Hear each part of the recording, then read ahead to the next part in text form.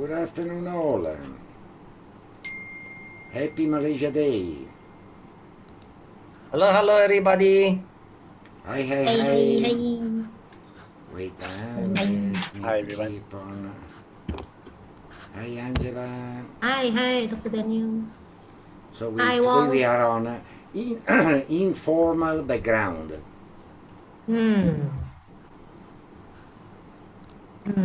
Good morning, everybody. Good Let's morning. go for the official Who is one. good morning? It's always morning somewhere. Morning, good afternoon. No doubt. Somewhere in the world is still morning. Yeah. Exactly. How is everybody here? All good. Hello, hi, everyone. Hello. Wong, why are you so dark? And Wong. Tarma, Liz, Steven, Cassandra, Frank, Wallaway. Cassandra, you look so Wow. nice. Yeah. You. Haircut. Yay, so envy. I cannot do so yet. Why? Haven't got my second jab.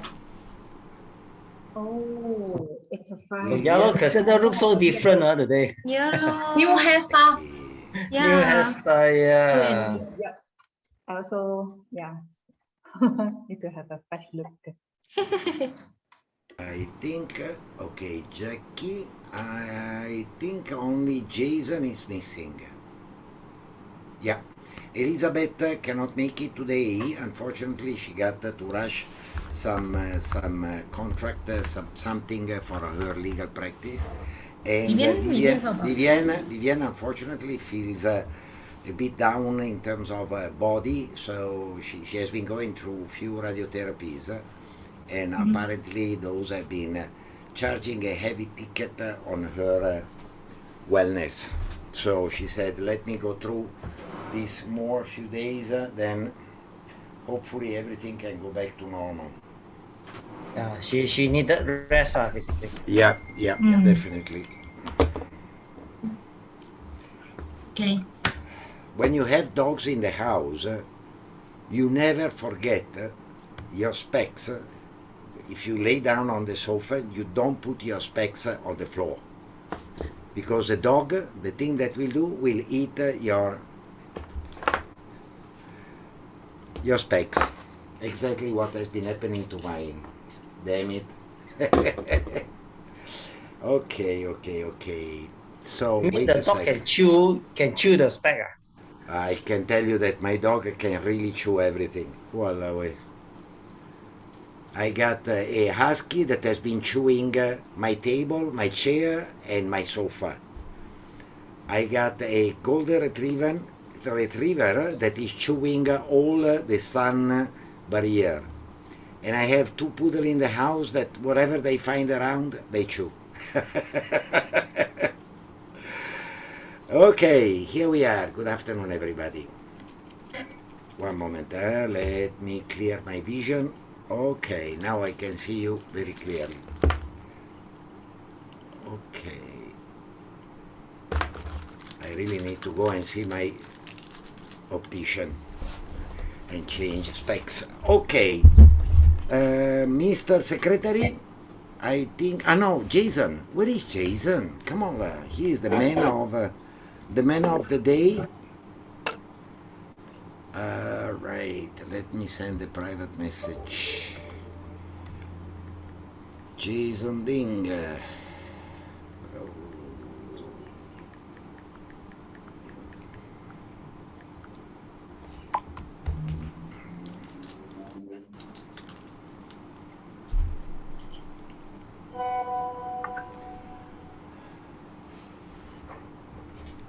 Hey, before we start, so cinema is now open. I suddenly got this urge to go watch some movies. Anyone interested?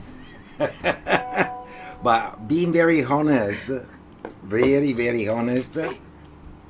One moment, porca trottola. I hate dogs. Where are my other specs? Never mind. Yeah. Apologies, Okay, Then now I they're hate dogs. giving two free films also. Can go and watch until Sunday. Free tickets. Why got free ticket?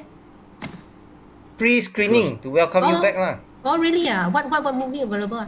Anyway, I just asked. I cannot go. You can go, man, Angela. No. Just ask for NVU only, no? With all the What movie?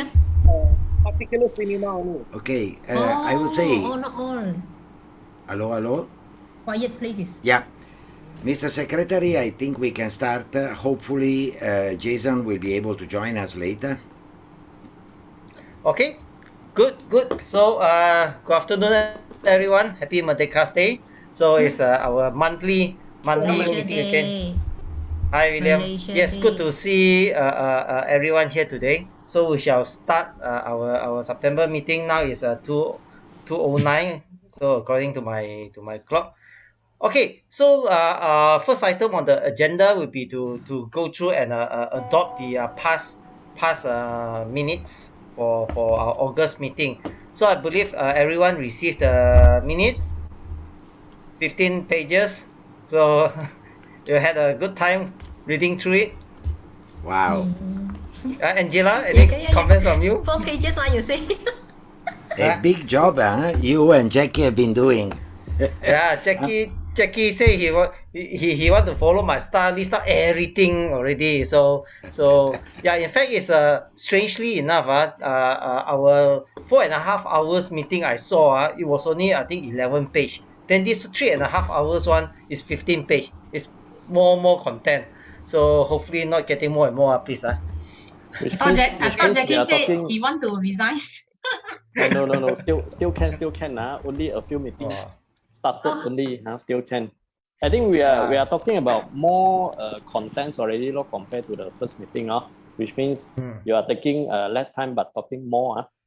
So means quite fruitful conversation. Good. So okay. I would recommend also to reduce the onus on the two of you guys, without reporting really every commenting and so on. Maybe we just limitate the minutes to what is the proposed topic. A discussion has been following. If there is something really interesting in the discussion, just a very short note. Otherwise, just keep everything and say the decision made is this one or that one. Yeah, this has been discussed and has been agreed. Yeah. For something. Understand. For both of you Okay. to breathe a bit. Okay. Also, Jason is here. Yeah. Good afternoon, Okay. Jason. Yeah. Okay. Good Good afternoon. afternoon, Jason. Okay. So let's go through one round. Any comments? If not, then we will have to we just quickly adopt the minutes. Then we proceed with today's session. Yeah. Okay. So anyone propose to adopt the August minutes? Okay, Dr. Daniel. Frank Anyone can second? Frank, you Anyone want to second? Second. Yeah, sorry. Oh, sorry. Oh, okay, can. Frank second the minutes. Okay, good. So let's start with the agenda today. So the first agenda on for today is a Secretariat report on Constitution amendments lah. Okay. So again, this off record. Last time whoever start with the first session when Tama start, it took 1 hour on first session. When Angela started, also first 1 hour on one session. So today I start. So let's see what happens lah. Okay, so on the Constitution. Can I say something? We make a rule that we do not exceed 2 hours. Do we all agree on this? Yeah. Yes. For the whole meeting or per session? Per intervention. For the whole meeting. Okay. Good. Yes. So the rule whether the past performance will not guarantee the future performance, whether that stands or not. So okay, on the report from Secretariat, so on the especially on this constitution amendments of constitution. So thank you, although Elizabeth is not here. Elizabeth actually introduced to me and Dr. Daniel a very experienced corporate lawyer. who has done a lot of corporate deals and also constitution. So we had a meeting a few days ago with her. Her name is Amy. So we went through the constitution. She also had a lot of suggestions and ideas on how do we improve our constitution to make it more relevant to who we are today, to be more inclusive of foreigners participating as a member, as well as other associations, regional association and so on. So she also proposed that we can have our constitution in English and BM. Okay, so she'll help us to after some discussion on the requirements that we have set for our membership and then fees and things like that. So she'll come out with a draft hopefully by next week, and we are going to discuss again with her to finalize it, and then we'll bring forward to us here for the committee to approve lah. So I think with by the next community meeting, we should able to present a more complete and a very new look of the constitution that we all been waiting for. Okay, so with that is what I have to report for secretariat. Okay, questions from Frank, please. Yeah, Wong. So I remember that in the last time that we discussed the Constitution, there was a lot of changes to be made, right? And there was quite a lot of discussion about that as well. Does that now mean that after this discussion with this new lawyer, there's gonna be a lot of new changes or proposed changes? Oh, no.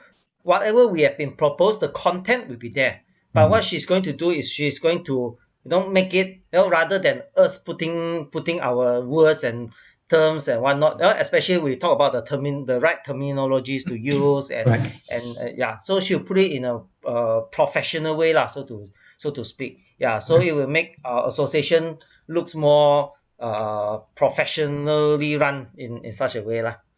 Yeah, content wise will be the same. Yep, that's right. Thanks, Frank. Yeah.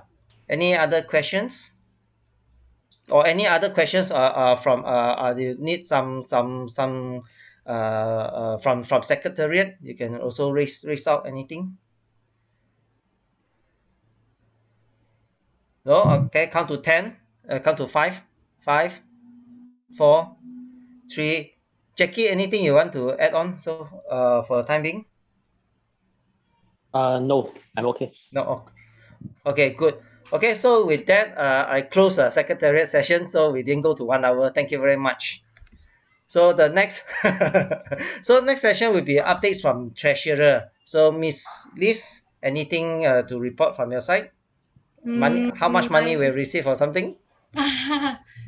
So recently is we are collecting the what we call it, the fees for a City 4.0. So far we still have 4 company haven't paid yet. 1, 2, here 2. So only from host a stay, I sent a reminder to him already. However, he haven't replied to me lah. Host a stay, maybe Dr. Daniel, you need to remind him. So the rest all okay. Only 4 company. I believe Angela, they are already preparing the payment. Frank also informed me already. Yeah, the concrete. Yeah. So should Yeah. be no problem. What I will do, Lisa, is to follow up with the one that subscribed the list, and I will do a last try in terms of trying to pull in another 4, so that we at least come out at break even. Yeah. Right? Is quite important. Okay. We need to add in Jason. Yes, you are here. The good news is Magic has been accepting our request of sponsorship and confirming a 20 or 21,200. Have you clarified this point, Jason? Because we mentioned we don't qualify for the SST, right? So Yeah. 20,000. So it's 20,000. Okay. Oh. So we are going to have 20,000 check coming in. I think we can issue the invoice already, right, Jason? I think we can. Yeah. Okay. Maybe you and Litz liaise to each other to get exactly what to write in and so on. Yes. From my end, Jason, you and me need to define what is given to them in terms of package, because the package that we proposed was for much more. And it will be interesting, if you don't mind, Jason, to follow up also with Rajan about the MBAN money that was set aside and that could eventually be allocated again to us. So I understand they mentioned 20,000, but we proposed more because thinking that it may come. But the information was communicated to Tama. So maybe Tama will be more suitable to follow because I don't because that information is off record actually. Yeah. I don't know. We pretend that we don't know, but we know that the 20,000 was already granted, and then there is a possibility for additional, right? Yeah.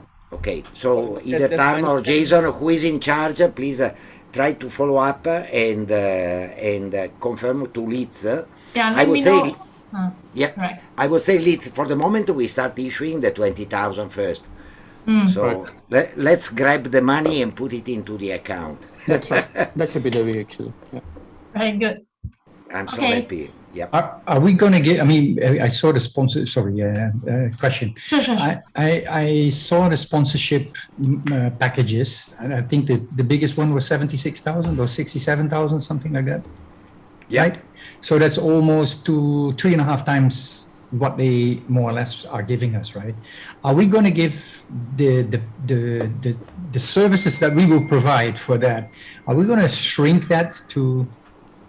I understand, but don't we want magic to be very important at this event?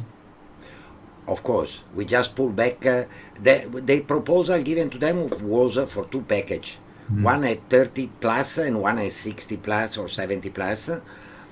So we will take the 30 plus, go through one moment with Jason and decide what to leave in and what eventually to pull out. What we can do, if maybe, let's coordinate this part 1 second. Dharma, you will be getting in touch with Rajan to understand if there is any hope for the additional sponsorship, right? If you confirm that there is a hope for that, we give more with the 20,000 to invite them to come in with additional. We want to make them our star, no doubt, all right, because he is relevant, very relevant for MPA in terms of recognition. And there are a few more good news later. We will hear from Tarma on this. But it's good that finally we are getting an external flow of money, and slowly we are able to move the association not to depend on membership and renewal of membership for our cash flow. Yep. Positive drive. More to come actually. Yeah.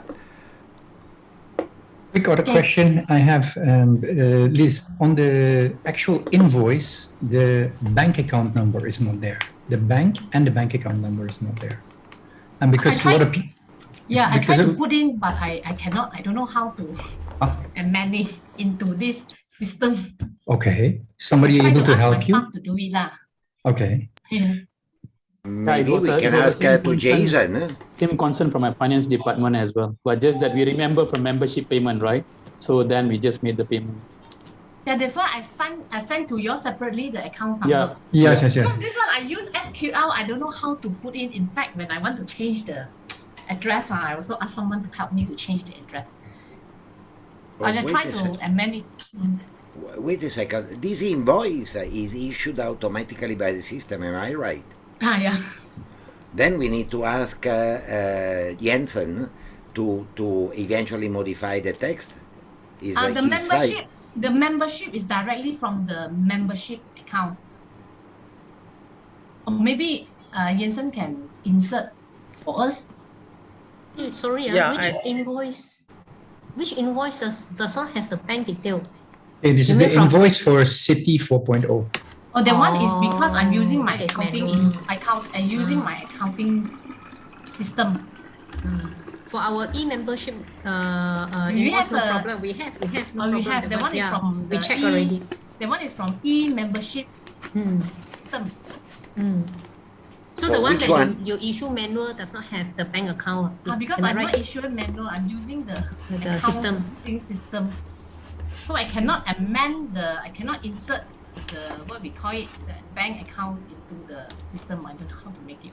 I have to call the system guy again, maybe. This is the accounting. I use this one is to do our your MPA system. accounts. My system. My system. Now I get it. Sorry. Yeah. Accounting system.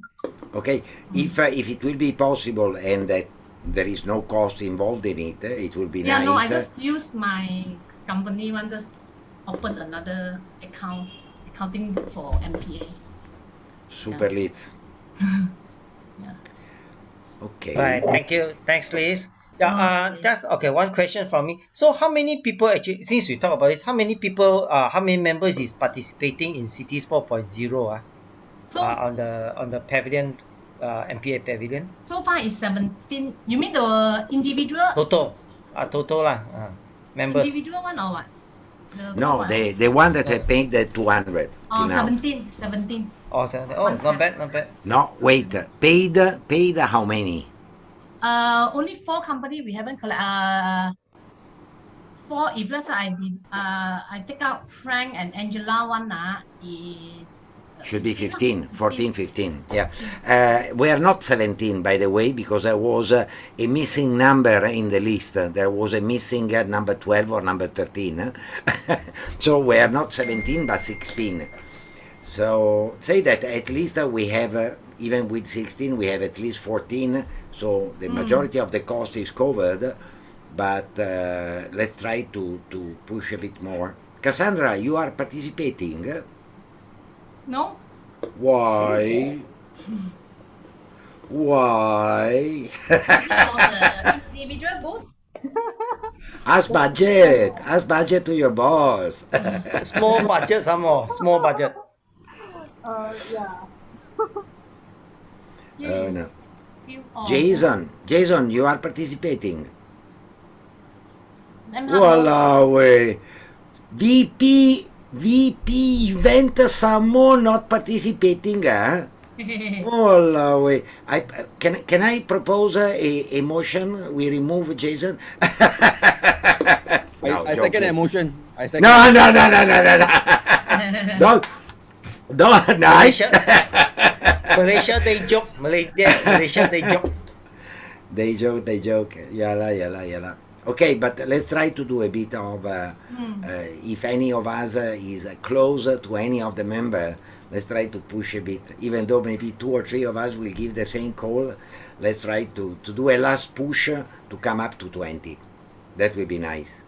Yeah. So for those of us who pay, so when do we submit all the documents, the informations and whatnot? So you guys are arranging it, right? Oh, actually, later. Yeah, actually, I spoke to. Tama, you want to comment or not? I think we discussed that when it comes to the contract stuff and the city. Yeah. Oh, okay. Yeah. Okay. Any more questions for treasurer? Nothing. Yeah, just one question. How much is the balance in the account as of today? I haven't checked. If you I check already. Okay. Because we still need to deduct a few payment. Okay. Yeah. All right. Okay, one last round. Any questions for treasurer before I move to the next one? 5, 4, 3, 2, 1. Okay, good. Thank you so much, Liz, for your updates. Next, we have updates from membership.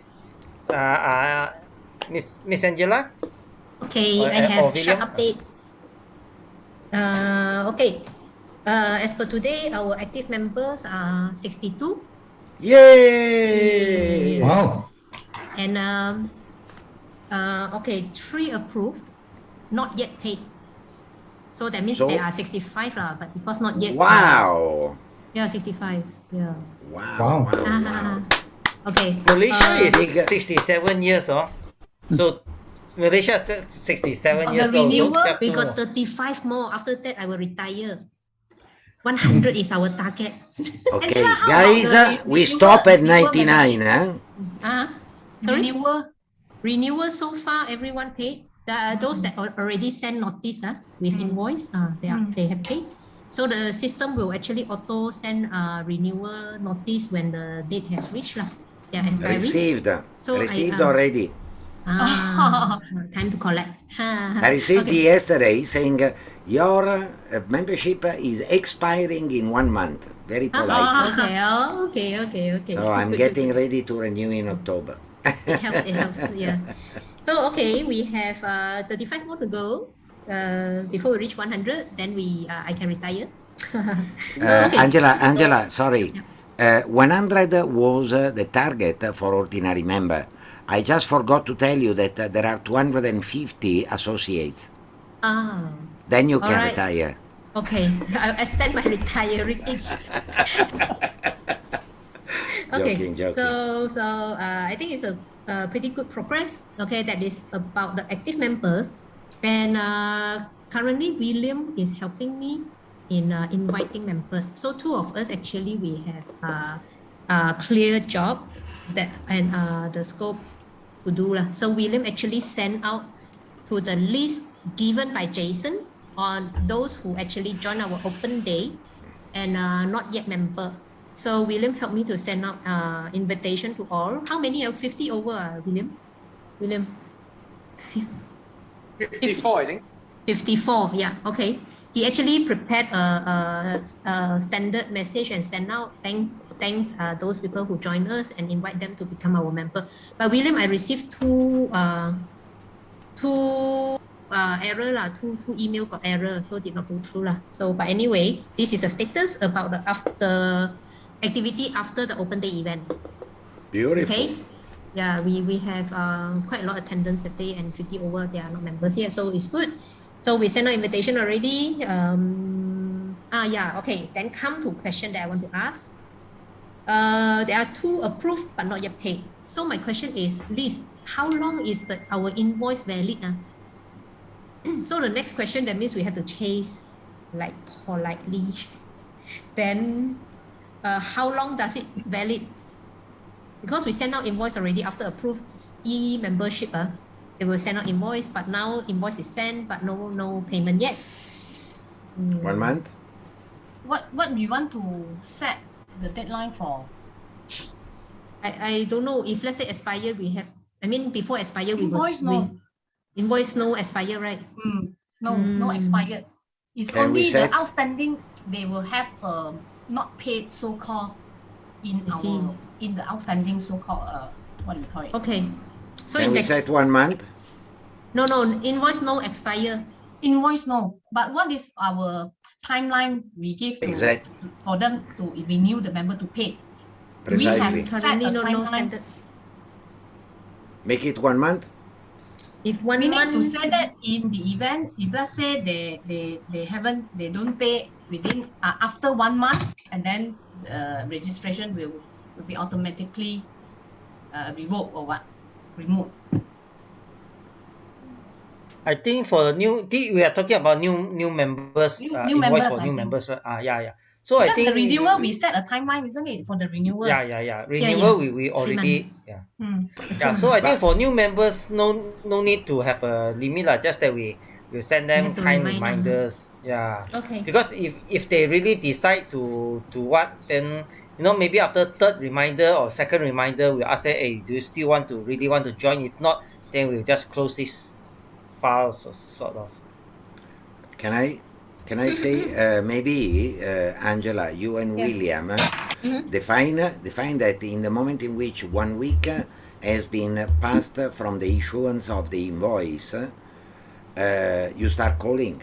You give them a call, a direct call, either you or William, saying any issue, any question mark, anything, because we have been issuing the invoice, we didn't see any reply from your side.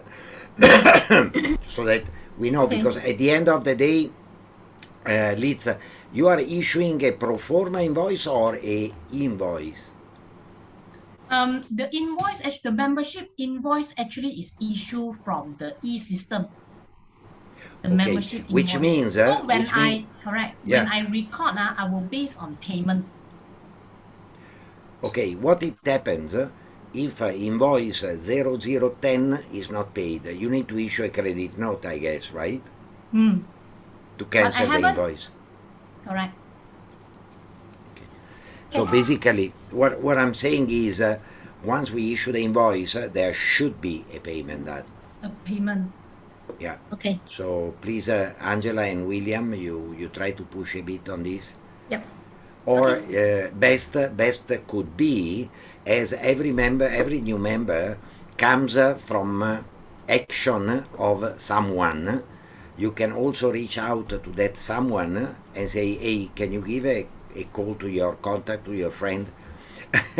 After a couple of reminders from your side and no action, then the introducer should be the one entering into the play and say something. Okay. Can I make a suggestion? Well, first of all, I think there should be an SOP to say, okay, invoice sent on this date, 30 days.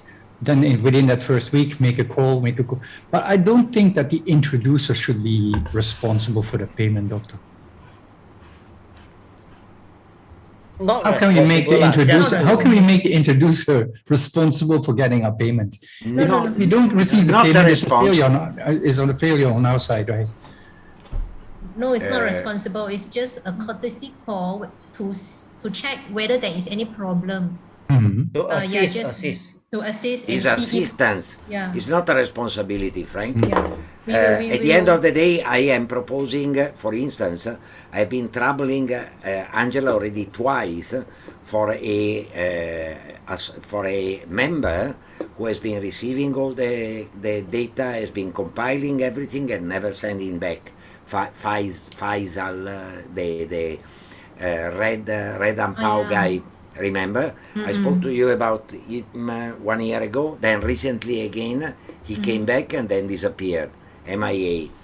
So I feel bad as an introducer somehow, because now we are the committee. Imagine the introducer is one of our members. Send the name to Angela and the person approved and never pay, he might be thinking that is the committee doing something wrong. So it's also good for the introducer to be made aware that, oh, it has been approved, invoice has been sent, help us to give the last push and pay the membership. Yep. No responsibility. Yeah, Frank. no responsibility. Should be fine. I mean, we do it a bit casual way. Like we are the formal, the introducer is the casual one. Yeah, okay. Exactly. Yeah, all right. The next thing I want to raise is, can we request, I think this is a secretary, we need secretary help for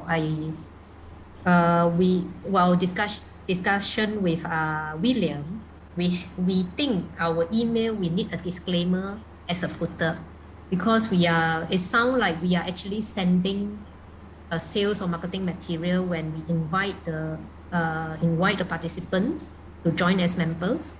So we are thinking that we need some disclaimer at the bottom. And if this is okay, I think it should be made a formal disclaimer for everyone that sent out using PropTech email. Not sure. Yeah. Yeah, what I would like to ask, I don't know if I'm asking it to the right person, I try, don't get angry with me.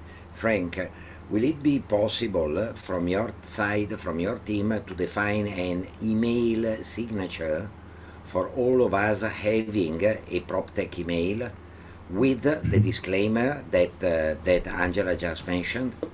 Will that be possible? Sure.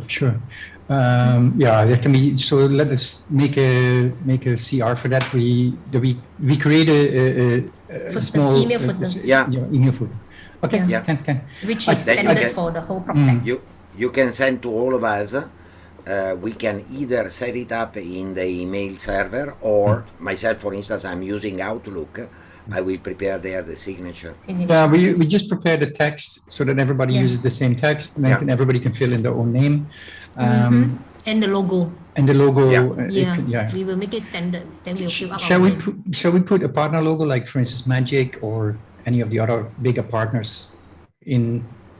Looks professional. No, no, that one not. I would say that we should have the link at least to LinkedIn and Facebook, at least.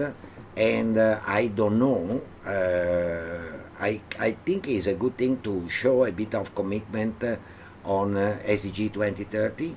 So in my corporate email signature, I have a commitment to the SDG. So we can even put that in, if it's okay with you. Okay, then I think what we should do maybe in the email footer is we use our logo and we put apps 2021 with a link. Oh, yeah. I think that at least we're promoting something at the same Absolutely. time. Okay, Absolutely. okay, we get it done. Okay. Thank you. Okay. Yes, Frank, if you can come up with a disclaimer or any specific things we want to disclaim about, then since next week we are going to discuss the constitution with the corporate lawyer, so maybe I can also bring that up and get her to have a look at that. Yes, because that was actually be my next question. Angela, just now what you said when you talked about the disclaimer, can you exactly explain what you want the disclaimer to be for? What are William suggest? Okay, for example, our open day, we do collect information like emails and things and so on. Now, what happened is that I actually send a personal invitation to them to invite them to become a member. Basically, I think that when they put an email there should be a checkbox saying that they will allow us to send marketing email or something like that, which we fine to them. Normally, if you sign up. Understood. Okay. Okay. We'll fabricate something and then we'll put that up for. We send it in a committee group just for you to check, and then we can discuss there. And then, Okay. Okay. Yeah. Okay. I agree with what William just brought up just now. But I thought that one would be when people sign up for our events. So maybe Jason can take note that in our future events when we ask people to sign up, whether it's through Zoom or through Google Drive, then we put the checkbox normally, right? I like to receive further marketing information or a call from the association. In principle, that's an opt-in, right? So you're opting into that mailing list. Correct. Okay. That's good. That's good. Okay. Yep. We'll come up with something. Okay. All right. Last two. Okay. We have lifetime membership, previously registered, first batch. So, lifetime membership will not expire. Other members, they will get their expiry within this coming few months. So, during this expiry, after they pay, they will get a new membership cert. So that one, no problem. But for the lifetime one, there is no expiry date. So what I will do is I will manual create the certificate for lifetime membership. Okay. Yeah. So for coming 2 months. Yeah. Give me some time. Okay. Last one. Angela. So on this lifetime membership, are you going to keep their same number or also follow our new styles look /2021 type of thing so that for lifetime there won't be year. For lifetime there won't be year. We will indicate this is a lifetime. I mean membership, there is no 21. And for the year of this 21 and 22, that will be replaced with lifetime membership. Because manual, no point we put a year there. Okay. All right. So last one is, it come to our attention that some members actually registered product A, but promote product B. Okay.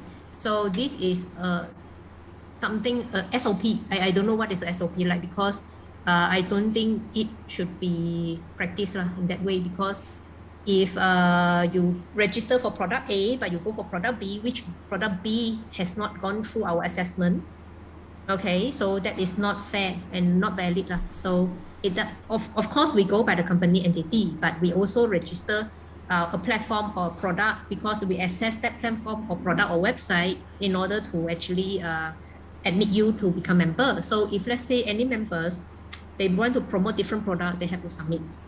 Dr. Daniel. Can I propose something which might be speeding up our meeting today? If it's okay for you and William, Angela, eventually to prepare a very simple basic SOP where you define what a new member will be requested and what will be communicated, and if the member moves from brand A to brand B, what has to be done, Yeah. And what if a member moves from company A to company B, maintaining the brand, what needs to be done? Yeah. If you can prepare a simple SOP for these few cases, And- then you share in the committee group, and then we do a very fast vote over there. Once approved, we know that is effective and in function, if it's okay for everyone. Otherwise, the risk is that we discuss here for half an hour without concluding anything constructive somehow. Is I'm it not go- okay, Angela? Yeah. I'm not actually bringing up for discussion. I'm making a note that this need to be applied, and the SOP will come out with that. With the SOP, however, we can only draw the SOP after our e-membership edit mode is available. Now we're not able to edit the details, the company details or product details of our current membership. Is only you can add, cannot edit. So Jensen, Elizabeth team is going to enhance the system to allow edit. Okay, let us finalize the edit procedure in the system, then we will draw the SOP.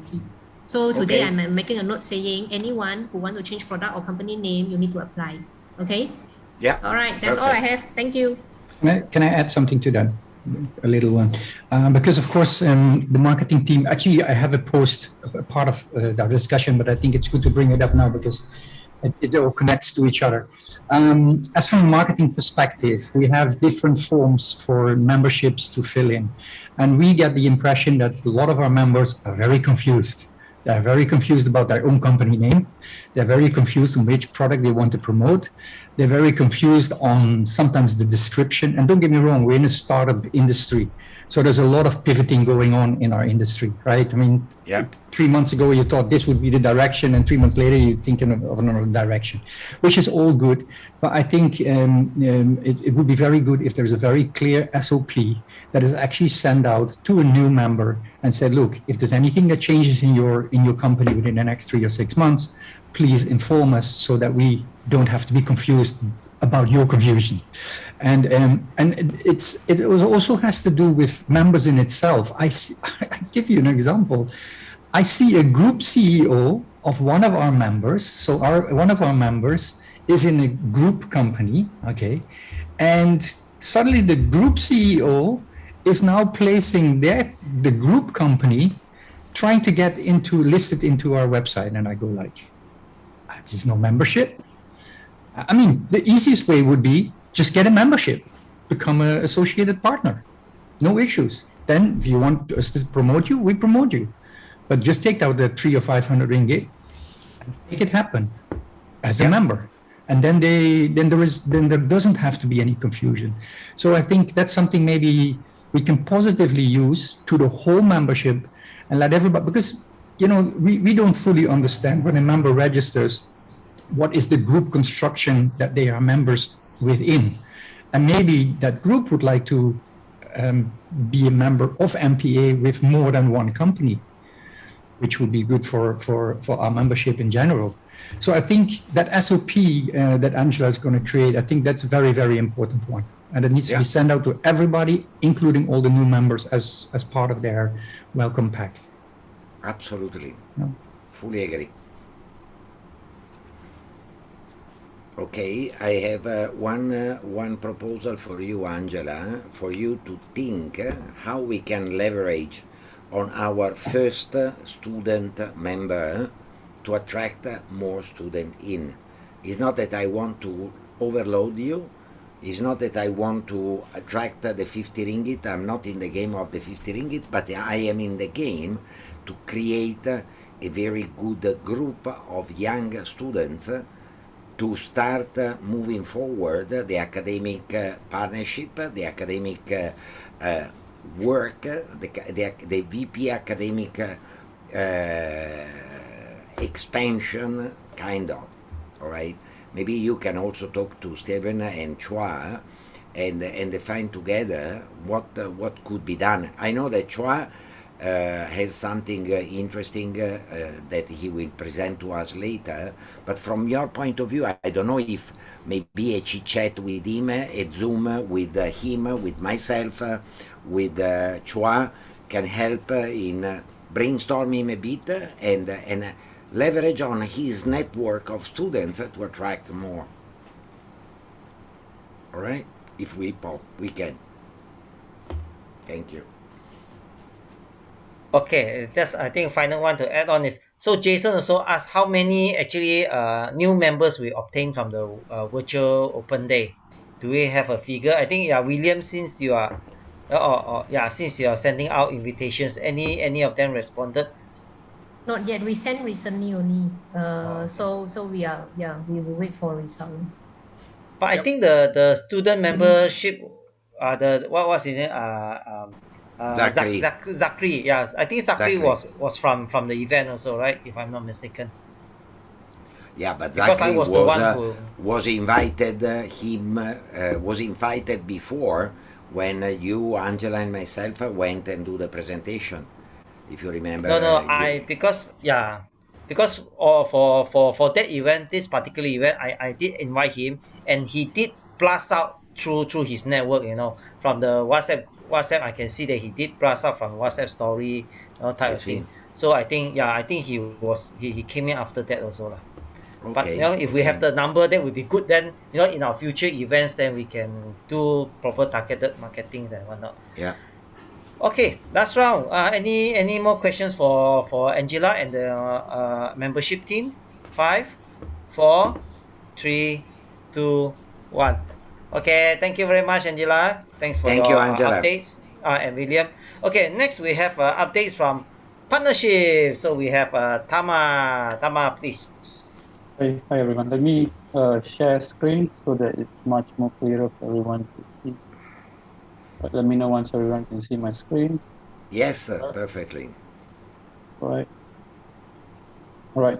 So quick updates because I want to make it straight to the point. Cradle, the agreement is ready to be signed. We have to receive the clean copy. So Dr. Daniel, we have to decide who will be signing. On their end, it will be their group CEO. And if I'm not mistaken, their CFO, I think. So it will be digital signature. For formality purposes, they are fine with digital signatures. So we will just sign, pass it over to them, and then they will sign. And then in terms of the formality, it is completed. The next is that their CEO, group CEO, is very, very excited about this partnership. And they would like to do a media and PR blast. And not only once, over a series of a probably period, I would say. Because I've told Adam that we have our apps 2021 coming in. And so myself and Adam did explore why not we have the virtual ceremony during apps 2021, all right, to build some momentum. They in fact, they prefer that. They prefer that. It's also quite common in the industry that during event, you also have MOU signing ceremonies, right? To build a bit of momentum. And they could be one of the panelists. In fact, they are, I think, in one of our speaker or opening ceremony and stuff like that. So we can align it such a way that when Cradle is in particular itinerary, we'll just do the signing ceremony maybe after sign, and then probably we can proceed with that. So Jason, is just a latest input I received yesterday from after discussion with Adam. So it's something that we want to look into the itinerary. And of course, once all this is done, once we sign, then the next thing is for us to forward to them the sponsorship package, which we have done it with Magic now. All right, so let's sign the papers first, and if in case we want to refine in terms of the sponsorship package we have done for Magic, we should do that while waiting for all this to happen, because it was bit kalam kabut, I would say, right? We were rushing here and there for Magic. We were caught off guard when they asked for a proper sponsorship package. So now let's do one proper one for Cradle and MDEC. So next is Magic. I think we have mentioned about the amount, and I will take it on separately. Just for the rest of your information, the amount was originally disclosed by Magic off record to me by someone, that this is because originally they didn't mention to us how much exactly we want. All right, and we have no idea how much exactly to put in the sponsorship package. It could be 40,000, 50,000, or 10,000, and so on. To manage to get something inside information about the actual quantum, and that's how that we put it up to 30,000 and 50 over 1,000, 2 packages, right? And we also have received information that there are additional allocation in Magic available in the event that another 1 or 2 associations and agencies do not hold their events. So there are possibilities that that sum can be also allocated to MPA. All right. So I agree to what Dr. Daniel said earlier. At least you can invoice for the 20,000 first. All right. Because now it's a season of change of CEOs and chairmans and all these are happening. Very dangerous. It's a very dangerous period actually. So please do that quickly. All right. With the additional, we can worry later. In terms of radar, as we discussed previously, the issues or whatever we had in the past, everything has been taken care of, all cleared.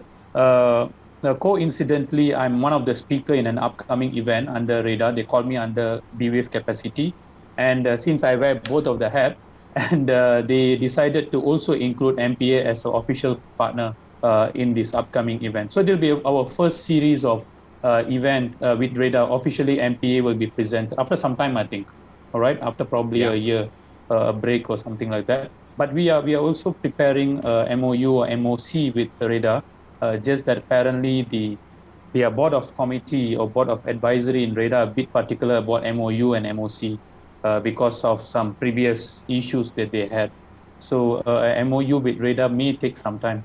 So while that is happening, I think we can off record do all these. I've mentioned to Shazwan that we have more members in MPA who can be their speakers. All right. Yeah. All right. And the other one is MDEC. Just for everyone's info, we have created MPA's introductory presentation. Very nicely done. It's basically from our MPA Open Day slide. We have now included our apps video. We have included our Unishu video. And then we have also have people like ConfactSub brief and all that. The first time we presented these was during MDEC. They were very, very happy and they wanted to know more about PropTech. So we have also expected some files from our white papers blueprint that we have in Drive to educate MDEC further because they are not in the know about PropTech, how big the industry can grow. So we have to educate MDEC, how big is the funding ecosystems and all that. So discussions are ongoing. To MDEC, the proposition is two at the moment. Number one is funding, whereby MDEC will then bring us either Tarunga, PILabs, or anybody else to meet whether it's Penjana Capital, MAFCAP, or anyone else. All right. So we want MDEC to push that agenda, as well as MDEC Gain under Gopi. They are doing a very, very good job actually to bring local startups to regional market. And what we have pitched to them is that we will make their life easier because we already have PropTech associations, MOUs in place. So they do not need to go and look for PropTech companies in Vietnam, Indonesia, and so on. We may already have the network through our association members, regional association partnerships. But we just would like to leverage on MDEC's stamp, all right, wherever we go in this kind of regional event. The other one is Technology Park. So as you can see that how I'm arranging these agendas is that while we are signing one with Cradle, we already have one introduction session with MDEC. The next one, I'm already preparing an email with Technology Park actually. All right. This morning, the Minister of Science, Adam Baba, is visited Technology Park, and they have launched the first ever drone site in Technology Park, whereby it will have a runway, it will have hangar, it will have a drone service center. They have a drone training center. So it's going to be a complete sandbox for people to bring in drone and test. So my agenda is the same. Can we turn the entire technology park into a PropTech sandbox as well? All right. So any of us who have hardware elements, we have software elements, we would like to leverage on certain buildings, certain assets. We can run our software as our alpha, beta, gamma kind of testings, everything in the building. All of us need buildings, right? And they have buildings. All right. Yeah. And instead of us doing POCs in our client spaces, we can in return invite our client to TPM. Of course, at no cost. All right. At no cost for MPA members, we get buildings, right? With the less bureaucracy, red tapes of getting approval. All right. So that is being aligned. And the other one is that with British High Commission, we have been also working very closely. They are the one who recommended or referred us to ConfactSub actually. And so far, our partnership with ConfactSub has been progressing pretty well. And in addition to that, they have also invited us to be a strategic partner for a UK Smart Cities mission to Malaysia. All right. So me and Dr. Daniel will be joining for a call next Tuesday, and then we will keep everyone posted. So whatever I've listed down there is basically I extracted from their email to us. What will happen here is that we will, of course, I mean, their agenda is to promote UK-based PropTech companies to Malaysia, and we in return will see how our members can leverage on the same partnership. And it may also open up new opportunities. I think, of course, priorities for committee members, all right, before we open it up to our other members, that if there are any interesting UK partners that any of our committee members would like to partner up, because all these guys from UK would need to have a go-to-market partners, right? So I think ideally they would like to probably talk to our committee members first.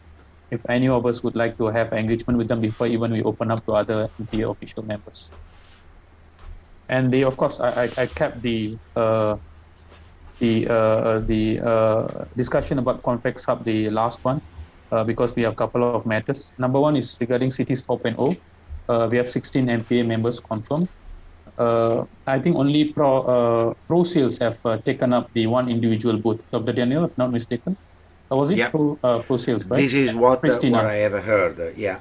But I think Procel has been talking to one or two of their partners that are already member within MPA. There might be another one or two coming from there.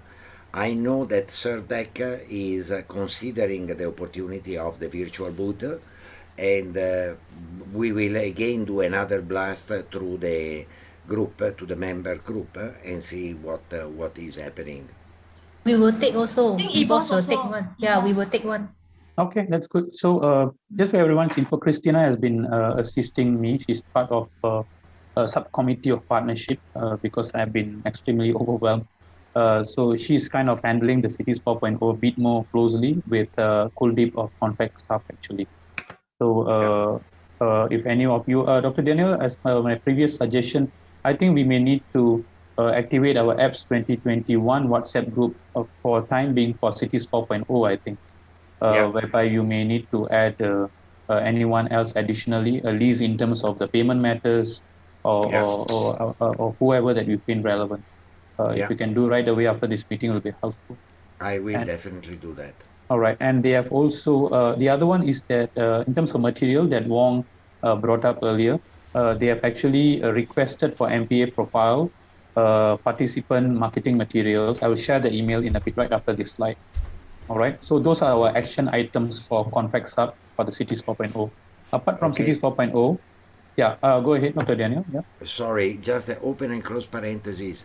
We have two choices here, and I would like to hear from Frank what he thinks, because the marketing committee has already most of the logo information, introduction, and so on all our members.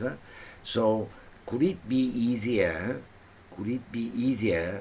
for MPA to just transfer this information to Kuldeep, more than getting Kuldeep to go one by one and keep on reminding, because a lot of members, we know how errant are they in following up properly, even when it is important for them. You know what I mean, right? Frank, what do you think? Am I crazy? Yes, Ken. I mean, if we could, if they would let us know exactly which data they require from the members that have registered within our members information list, more or less, then we can give them all the information in one go. The only thing is, not all our members have registered there. Yeah. And that's a loss for the members. So in the end, maybe it's a good one to push. So what Doctor, is it the member when you talk about the members, is this the 16 MPA members? Yes. Yes. Okay. Yeah, that one we can produce because all these 16 members probably are listed. Yeah. And if there's then one or two that are missing, no problem. So I can send him an Excel spreadsheet where you can get all the information straight away. Actually, Frank, they have given us a template. I will just show it in a while. Then it's up to us whether we want to fill up their Word template or we just push our Excel and get them to manage it themselves. It's either way. you have the template? Can you, or you later you send it to me, then we have a look. Yeah. In fact, it was shared, Dr. Daniel, to you on Tuesday evening. Oh, okay. It's one of the forms that you sent. Okay. Yeah, and I sent to you. Yes. Anyway, I'll show it to everyone in a while. Yeah, I got it here. Yeah. And the other one is that for apps 2021, we also had a discussion. They have given us a proposal as a turnkey approach proposal for the entire event, but I don't think so. We're going to discuss those details here. I think we will have a separate discussion for that. But just for everyone's info, we are working with Convex Hub on other matters apart from Cities 4.0 as well. And of course, finally, will be a memorandum of collaboration. Convex Hub, the nature of their business is into market research, preparing white papers, roundtable discussions. Event is only one of their side product actually, all right? So we will be signing a memorandum of collaboration with Convex Hub so that they can bring us closer with KPKT, MITE, local councils, and other entities related to property. All right. Okay, now this is our action items in terms of Cities 4.0. Everyone can see, right? So what they require, this was only received like late on Tuesday. All right. So they require our images, product pictures, and all that from MPA for our virtual booth, our video presentation. All right, and complete exhibitor corporate profile. Wong, this one probably you can assist Wong in case I've never really browsed through it, but I have the documents. Dr. Daniel, we have the full set. If you see the email I sent to you, I suggested you to delegate to certain members so that all of us can compile and submit to them ASAP. Yeah, I also saw your email. I think was yesterday. Yep. Yeah. Let me send out a few requests of action. Yeah, later sure. After the meeting. Thank you. And then, go ahead. No, sorry, Tom, I have a quick question. You sent two forms. One is a company profile listing. Is that for the separate companies that have an individual booth? A company, yes, that will be for the individual company who are taking up the 1,000 ringgit virtual booth. Right. All right. And then, as and well then we as have for MPA itself, because MPA we are getting a pavilion, right? So MPA will require to put a corporate profile. Actually. So I thought Wang will be a best person in terms of corporate profile to include those things. I don't know. Yeah. Well, then, actually, Franca has already most of the information that has been put together for the website. Am I right, Frank? I can do that for yes, let's do that. Now the only question I have is they send us another application numbers listing. So that is probably for the pavilion, right? Yeah. But they want the logo inside a Word document. Yeah, exactly. So that is their template. But Frank, in the event you already have your own Excel or any other form, right? So I think I believe it's best that for you to push whatever document you have to them for these 16 members, right? Then they can just extract, because whatever we're going to give in a Word document, they're going to extract it anyway for the virtual platform. So I think whether it's a Word or Excel doesn't matter, I think. Yeah, I mean, if you start pushing logos inside a Word document and you got to make them smaller because they got to fit, right? You never get the same quality. Okay, I think we just send them an Excel spreadsheet with what they require, company name and company write-up. That's it. We have that for the companies. And the one or two companies that we don't have, we will ask them for it. No problem. Correct. Now, could I get a full list of the 16 members so far? Liz, maybe you can share the Excel with the paid and not paid. You can share it with Frank or in the committee. With Frank, so that he knows who he can prepare. Thank you. And the third item, Dr. Daniel, they've allocated conference seats for 3 packs, I think. So I think we can recommend maybe property developers or anyone of your choice, if they have. Yeah. I've been also checking with Kuldeep. Because of the pavilion, we have been getting, I think, 1 or 2 pass for the conference, and our members who want to attend the conference can have a 200 ringgit voucher, which means out of the 1,200, they can participate to the conference at 1,000 ringgit. We need to inform all our members with it.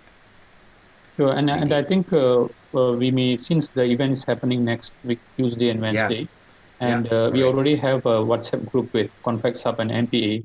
I think only yourself, myself, and Christina is in, I think. So Yeah, if you feel the other members, just for this until the event ends, whoever that is relevant, I think better to add into the group. yeah. So yeah, we can communicate quickly. Yeah, we can discuss it later in the group. I Sure, agree. sure. All right. All right, let's move on my end. Any questions on partnerships or any suggestions maybe? One quick question, Dharma. Yeah. As a participant on Cities 4.0, do we get access to the event? No, you can okay. As MPA, we are getting access to the conference with one or two pass. I need to check the message from Kuldeep. Free pass. Then all the member of MPA that wants to attend the conference, instead of buying the ticket at 1,002, will be discounted at 1,000 ringgit. So 200 ringgit voucher. So it's not a free event, basically. No. It's a paid event. Yeah. All right. No. I'm not so happy actually, because I was hoping that by building up the relationship on City 4.0, then Apps 2021, there was a bit more given towards MPA members. I might be bringing this up again one more time, maybe tomorrow morning, and see whether Paul maybe can pick up my hot potato.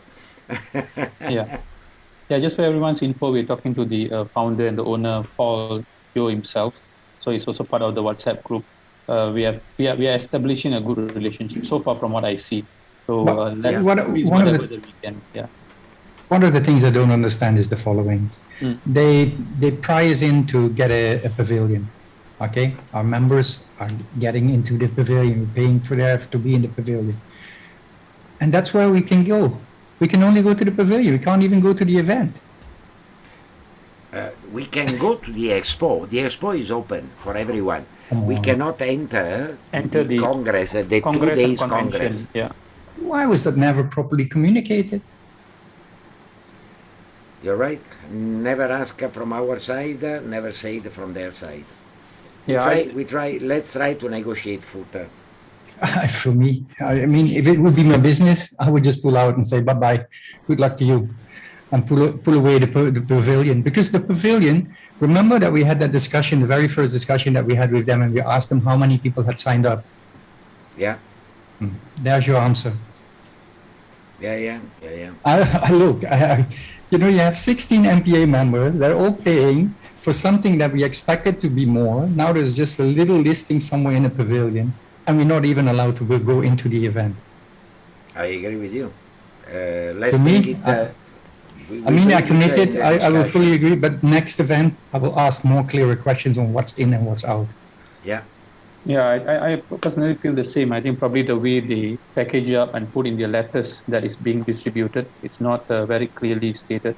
Except for the 200, after multiple questions and clarification, they have said that for the 200, you only get a logo and 80-word description. Exactly, that's all. So anything additional, you have to pay 1,000 ringgit for it. In terms of business, I think it doesn't sound logical, but that's how they have been running their events. We need to put up a short message with few requests saying we feel that with what is on the table in terms of cooperation and so on, we will appreciate very much this and this, basically. Yeah. Put it this way, Doctor. If you are asked as an organization to participate in a pavilion and you work hard to get the pavilion filled with an X amount of exhibitors, and you then tell them, sorry, but you can't go into the main hall. That is crazy. That should be part of the package, that at least, for instance, 10 tickets would be involved, so that then we can share the additional cost on anything else.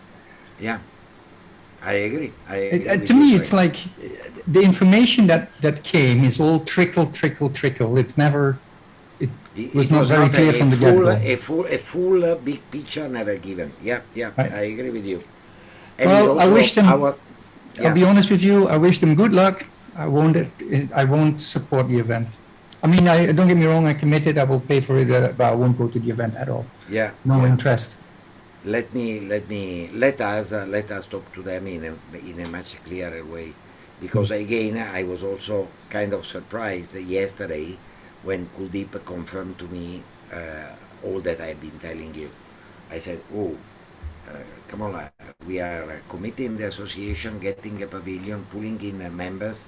We have been also agreeing on running our apps 2021 through you. I would expect a bit more from you guys. Is really so what's then the relationship now with Convex Hub and Apps 2021? But the latest meeting that we had, I would say that later we will wait from Jason the latest update, but it was quite clear the direction of getting the 10,000 ringgit package, where they are setting up the apps 2021 landing page, registration and so on, entering the expo, and then from the expo going to Unisho and so on. That's my understanding at least. And what else do they give us? They only give us the platform for 10,000 ringgit. No. I think, Frank, there are more than that. There is a proposal, actually. I think Jason would be the best person. Okay. We'll wait for that later. Yeah. Or maybe if today's comment, I think that itself may take an entire meeting, I think. So I think all of us have to look through the proposal, wait for the latest amendments from them. All also attended, maybe not in today's committee meeting. Probably I leave it to Jason to update certain matters. Just some perspective, I mean, from my understanding, for this Convex Hub, one of their business model or their incidental business is actually they charge quite a high price for the events. Actually, not just for Convex Cities 4.0, but all the events about like the one they did for accounting, don't know what, MIDA, and also 800 over 1,000 plus. This is the normal price that they normally charge. And I think it's not targeted at normal public or people of our level. It's usually paid by companies, honestly, the fees. So if we were to go it from a point of view that, if I get a booth and I share with many people, and then I pay 200 ringgit, and then I get access for the whole thing, they may see it as a loophole that that's not fair to people who are paying the full sum. But Jason, the question is, why were they not clear from the get-go? They could have said, look, you get your pavilion, you can get so many people in, this is the price you pay for the pavilion, and we give you a discount on tickets. Then we could have said, what tickets, right?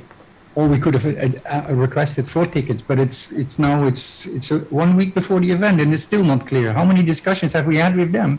So I'm coming from a point of view of someone who didn't participate, yeah. So just you wanted to kick me out because I didn't participate. But I am not honestly very familiar. But from my conversation with Convex Hub themselves, they are decent people actually. They're just and they are very academic and very they're linked with government, and then they do government projects. So seeing the what's offered and thinking from their point of view, I think it makes sense to me. Okay, it makes sense to me. Maybe I think it's poor communication. I'll put it down to that, poor communication overall, because it wasn't very explicitly clear from the start. But I think also, if I've been part of so many other conferences, right? If you get a booth or if you exhibit, right, it's not a sure thing that you get passes. Some of them we do, like for Reda in the past, we did get a couple of passes for different events. Sometimes we don't, so it's not a sure thing. Okay, guys, I think we better close it here and move on. So I think this one we'll leave it to Tama and Dr. Daniel to actually continue the discussion with them. Clarify with them. Yeah, but what Jason mentioned, I think is my experience. So some of them, they actually split 2 separate. One is exhibition and one is conference. So it could be different. Anyway, okay. So any other questions on partnerships that anyone has one dying to ask Tama? If not, we move on. 5 seconds. 5, 4, 3, 2, 1. Okay, thank you, Tama. Thank you for your updates and your presentation. You're welcome. Thank you. Thank you. Great job. Okay, Great job, Tama. Thank you. Yes, well done. So next we move to academic partnership. So either Chua or Steven, which one of you starting first? Wow, Steven. In the green. So Okay. With the cap. And with the cap.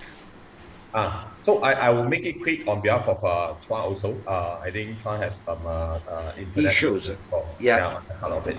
So we'll make it clear on our side. Basically, we have conducted quite a long discussions with Utah yesterday. So basically, over the entire conversations that we have, right, we actually discovered there are quite interesting things that's happening on the university space of it, because thanks to a pandemic also, they have actually created a lot of like virtual opportunity, virtual event, virtual sharing, virtual talks opportunity that's come along with it. So we just focus on Utah alone itself, right? So every month they have this monthly tech talk opportunity that basically allows to submit as a company or as associations to basically share with students like what's happening out there. So I think that's actually giving us the opportunity for us to go down into a university context and share with all these like new upcoming generations of talent that we have been like looking for. I think that's something that we see that as an opportunity. Then secondly, also they have this thing called a digital economy technology degree. So they finally have actually decided that they want to come with this digital economy technology degree. The detailed one, we don't have any idea, because that was the first section that we actually got it from Dr. Chu. So, but they actually worked together with quite a lot of like industrial partners. They no longer want to do based on the theory base of like textbook to conduct the entire lecturing. They want to invite all these industrial partners that comes together and come up with a syllabus that they think they can actually add on to a practical experience, industrial experience to all these students. So that's why on this part itself, any of you think that you can actually contribute also your knowledge, whether it's driving it from the association perspective or whether you are driving it from what you call as like industrial solution perspective, right? So they have partners like Huawei, right? They have partners like Microsoft also. So if you think that you can also like contributing by producing some of the syllabus by introducing some of your industrial problem solving solutions, I think we are basically like allowed to submit this to Utah as well. So now they are basically like compiling all this in one syllabus and then offer it to their students as one of the degree courses that they have, right? Of course, the third one is basically the good news that we have. They accepted the collaborations between us and also the between MPA and also Utah. So now what Dr. Chu will need to do is to take this initiative and then propose it to the team, and then comes together and sign an MOU that comes together. Of course, by going through this MOU, it will basically created two opportunities. The first one, it's basically for us to be able to become their partners on the digital economy technology degree part of it. The second one is basically allow us to create a platform for us to facilitate some of the technology talks that's driving it from the property industry perspective. I think these are the two opportunities that we will be able to pull the string together with Utah. I think that's basically the update on the Utah side. The second part that both of us also like have confirmed, there is this webinar series that's coming up, which we probably will need Dr. Daniel times as well. They are inviting us to speak on the 2nd of October. So we wish to also extending these invitations to you to come in and then share a little bit on the MPA landscape that we have and how exciting this round of like community that comes together with that. So secondly, Chua will also be invited as one of the alumni from Utah to share about the PropTech solutions and how does it actually help in terms of like digitalizing the entire business industry that we have over here. That will fall under 2nd October, Dr. Daniel. Yeah. I think the rest is more on like university of reading. I think probably Dr. Daniel, if you don't mind, we could actually have the contact, then we'll follow up from there. And UITM, thanks for Jackie. Personally, we have actually contacted him. So he basically pulled the string and then to introduce us to one of the lecturer that focusing on Irma's course. I think that's where that will come together. I think that will be arranged for the next upcoming weeks. Other than that, I think the rest is more on like in progress with some other university that we have, such as UM, such as like APIT. We are trying to refresh that as well. That's basically something that's coming from our side. Yeah. But if you have anything that you want to update, pop up. Troy is in the rain already. Yeah, okay. he's sailing in heavy rain apparently. Coming back. No problem. yeah, Let's see whether- that's basically the progress that we have over here. All right. Chua is joining us back. Chua, you want to add something? Steven finish his update. Anything from your side, Chua? Yeah, I think it's okay from my side here. Okay. Okay, Chua. No worries. Try to survive the heavy rain. Good luck. Well done, Stephen and Chua. Very well done. Yes, well done. Thank you. Yes, Angela, your question to Stephen. Okay, do we have any plan for the student member that already joined us? Only one, so far nothing actually he can, like, we do not see anything that we can benefit to this student member. In fact, I'll take the questions there, Chua. So basically, in fact, from our perspective, right, we are more prefers to have the students to join us as part of the team, right, to discuss on it. So actually, both myself and also Chua, right, we are planning to basically invite a private discussions together with students. So having student in place, there are two objectives that we're trying to do over here. One, can this student become one of our ambassador within the university context of it? I think that will be very helpful. You know, instead of we are the one that will keep like going in and out and talk about it as an external party, right? I think that will be very useful. Once we are able to model Zachary as one of the ambassador for UITM, I think we can actually replicate this model into some other university as well. Right. So, of course, we have to look for all these universities that has a specific syllabus on the real estate or even on the technologies that focusing on property tax or IoT. I think those are the contexts that we can actually come in with that. We are thinking of to have these conversations together with Zachary. Then the other thing is that, of course, within the university itself, in fact, as for what we have understand, right, a lot of like other eyes also like looking at, you know, the universities, sometimes they also see each other as a competitor. Whatever that you have, then they are trying to like, you know, also learn from that and see how they can actually benefit to each other as well. That's why I kind of like also benefit from Tama's conversations as well, and the way that how he shared it out. First, I get Magic to come in, you know, after Magic, then you TPM. You have to get all these people that comes together knowing that, you know, wow, this is happening around each other. So we are thinking of like, since Zachary is already in our members, right? We also share this case study to Dr. Chu yesterday as well. So Dr. Chu kind of like surprised also, wow, you have like student also joining in, because student is like student might not be affordable to pay for the 50, even though to me, 50 to the student today is like nothing, right? So I think that's basically the case study that we are trying to create within the university with we start with UITM first on this part of it. Angela, thanks for a good question. Good. Oh, before that, the 50 actually is a membership fee and the registration is 50, so it's 100 in the case. Okay. The communication, Okay. I don't want to happen like City 4.0. Make it clear. Yeah, Steven, in fact, if you think that is really a hindrance, you can always propose, you know, we can have a campaign, say, register now. It's just, you know, we waive the membership, you know, just a registration fee of 50, you know, waive for 2 years or whatever, you know, 1 year, and, you know, things like that. You can propose that. Okay, so on Zachary, I think he's a very fantastic guy in the to be the ambassador for us. Number one, because previously we had an event with him, so I think the feedback was very good. So I think maybe if you go back and ask him and say, hey, would you like a second follow-up event? I think most probably he will like it, and he will be able to bring in UITM Shah Alam together. So from there, then we spread the net further lah.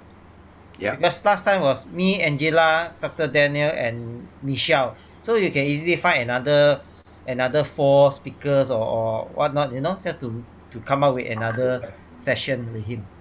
In fact, personally, also I texted Zachary as well. So I actually asked him, I say, out of curiosity, what's actually your intention, also objective at joining MPA? So because kind of weird, right? So first time we have this first student that's joining us, right? So to him, it's pretty much very clear. He knew that he wanted to like get, I don't know what's his background, yeah. So, but to me, it sounds like he wanted to know a lot of like prop tech solution out there. He's trying to come into this association, trying to learn from all these like property technology solutions. You know, that's basically his intentions as joining into this association itself. So that's basically something that we can leverage further from there. Yeah. In fact, in fact, in our last conversation with Zachary, he himself he has the intention to come up with a prop tech solution. So we don't know yet what he has in mind. That's why he's looking around. Yeah. So I'm sure there's plenty more of him. Out there. Out there. So we can leverage on in that sense lah. Okay, will do. Okay. Any other suggestions or questions for the academic team? Frank, nothing. Okay. Okay. Okay, no problem. Get ready. The next one is you. So I'll do the countdown. 5, 4, 3, 2, 1. Okay. Thank you, Stephen and Chua. Thank you. So, well done. Yes. Well done. Well done. So next will be the marketing and PR team. So can we invite Frank, Wee Yong, and Cassandra? Right. Okay. Yay. Let me share my screen. I'll be presenting the slide here.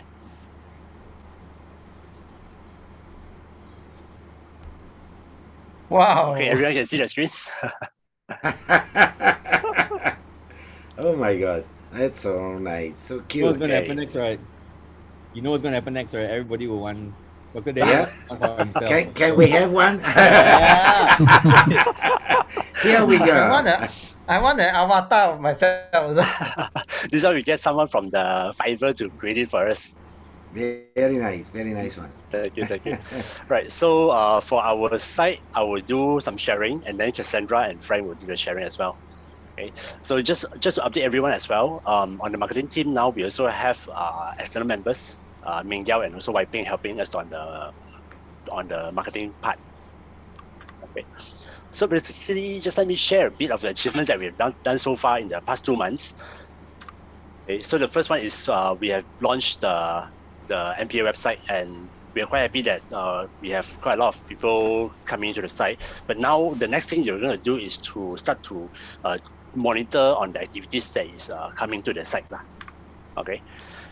And the next thing is we also work on the APPS, the Apps 2021 logo. So this is just to show everyone before this, when we come to the members page, to the committee here to do the selection, right? Before that, we also came up with this kind of logos already. So from there, we actually do some tweak to come up with the final design that we decided, which is this APPS 2021 logo lah. Okay, so now I pass to Cassandra to share on the social media side. Thank you, Wei Yong. So yeah, on social media, we have been doing the company promotion part as well. So still require a lot of personal message to get the founder pictures as well. So if you guys have friends talking to members, right, do remind them to actually upload or send to us as well on the founder, handsome and pretty pics. And then we also have posting up the partnership with MPA one. So, and also our general news. So if you guys come across any news that is helpful for PropTech industry, can also share the link with us, then we can also have it to be shared on the social media. And then the next one would be the result. All right, so Facebook page reach is also growing. Okay, so basically for the past 2 months, right, 3 months, July to September, it grew by 1,000%. Yay! So Instagram growth by 2,500. Yeah, it's amazing. So I guess we'll just keep it up. And also the next one, it's also LinkedIn. LinkedIn is a great space to connect, especially with the overseas partner as well. So I can only get the result for the past 1 month, which is up by 235 views, and also unique visitors as well, which is a good thing. So custom button clicks, I don't think that we have much things to click on. Perhaps maybe we can also improve on the contact point as well, if it's possible. So the next one, yeah, just thank you. And then the next back one. To me. Oh, yes, back to Wei Yong. Thanks. Oh no, this one first, Cassandra. Oh, you mean? One more.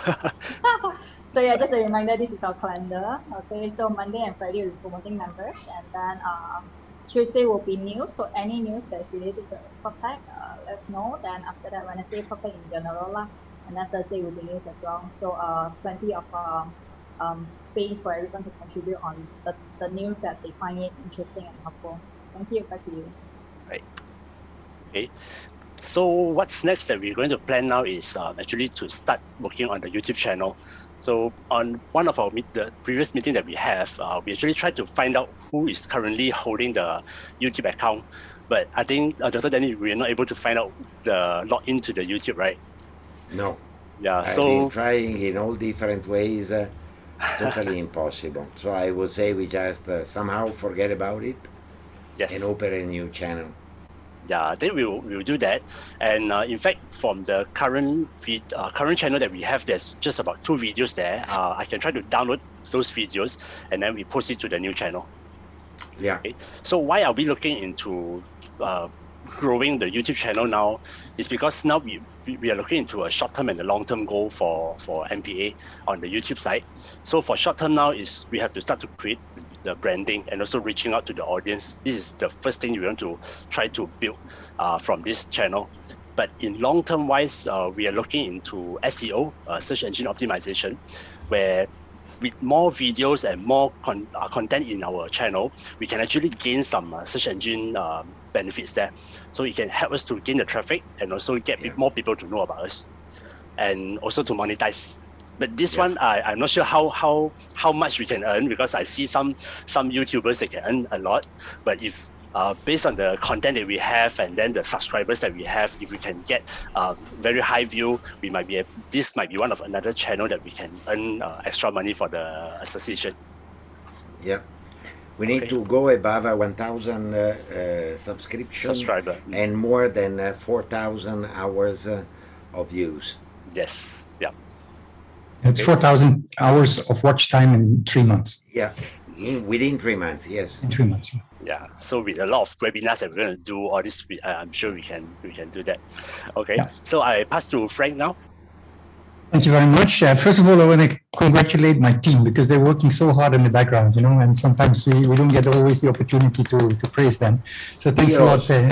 By the way, thanks for making the slides look so awesome this time. Yeah, fantastic. So quick one, I have a few points to discuss with all of you.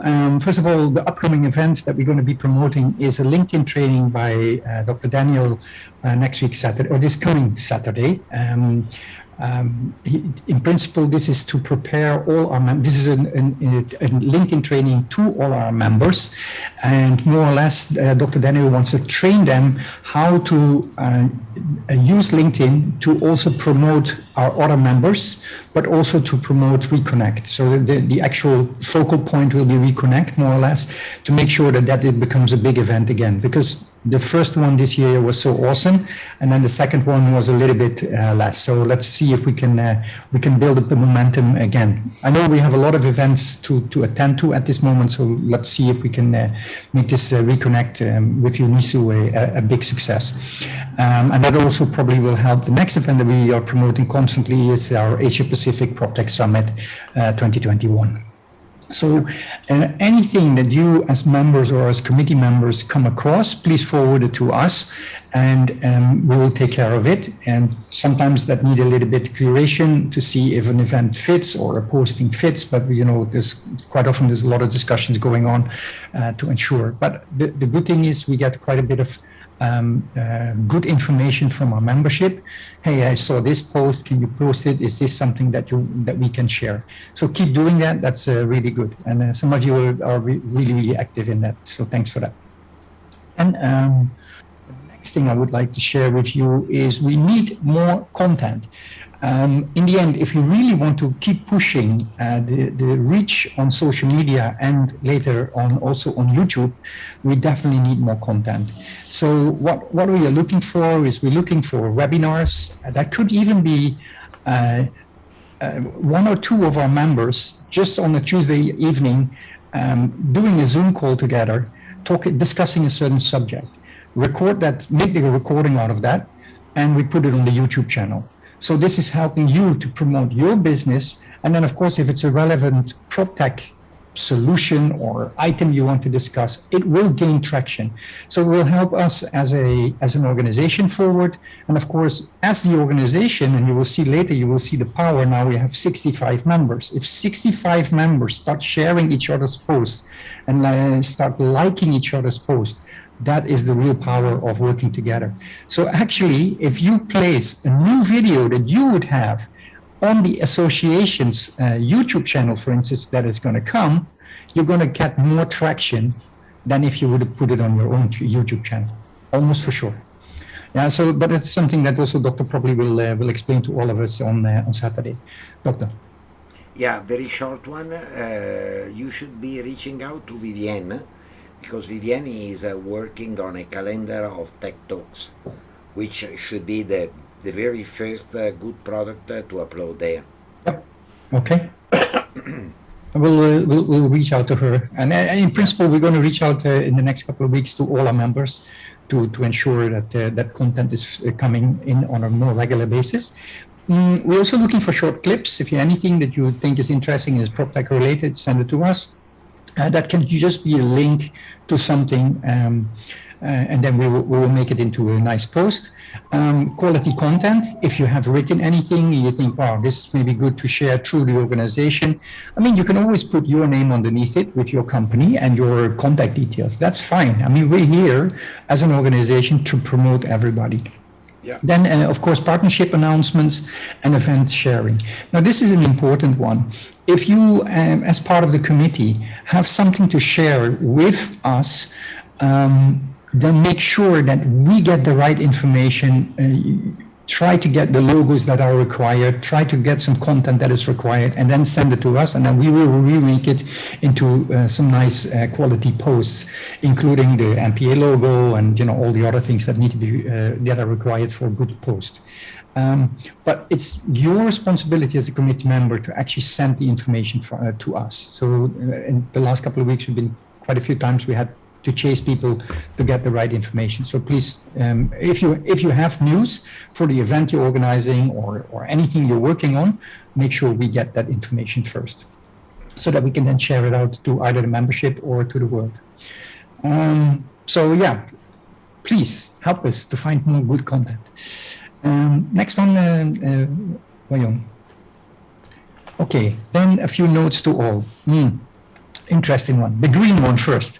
All requests to the marketing team, please send them to me first. Whether that's in WhatsApp or you send me an email, all is good. But we had a lot of members actually sending logos to another member, and that member then sends it to somebody in the marketing team. That's not the way it should go.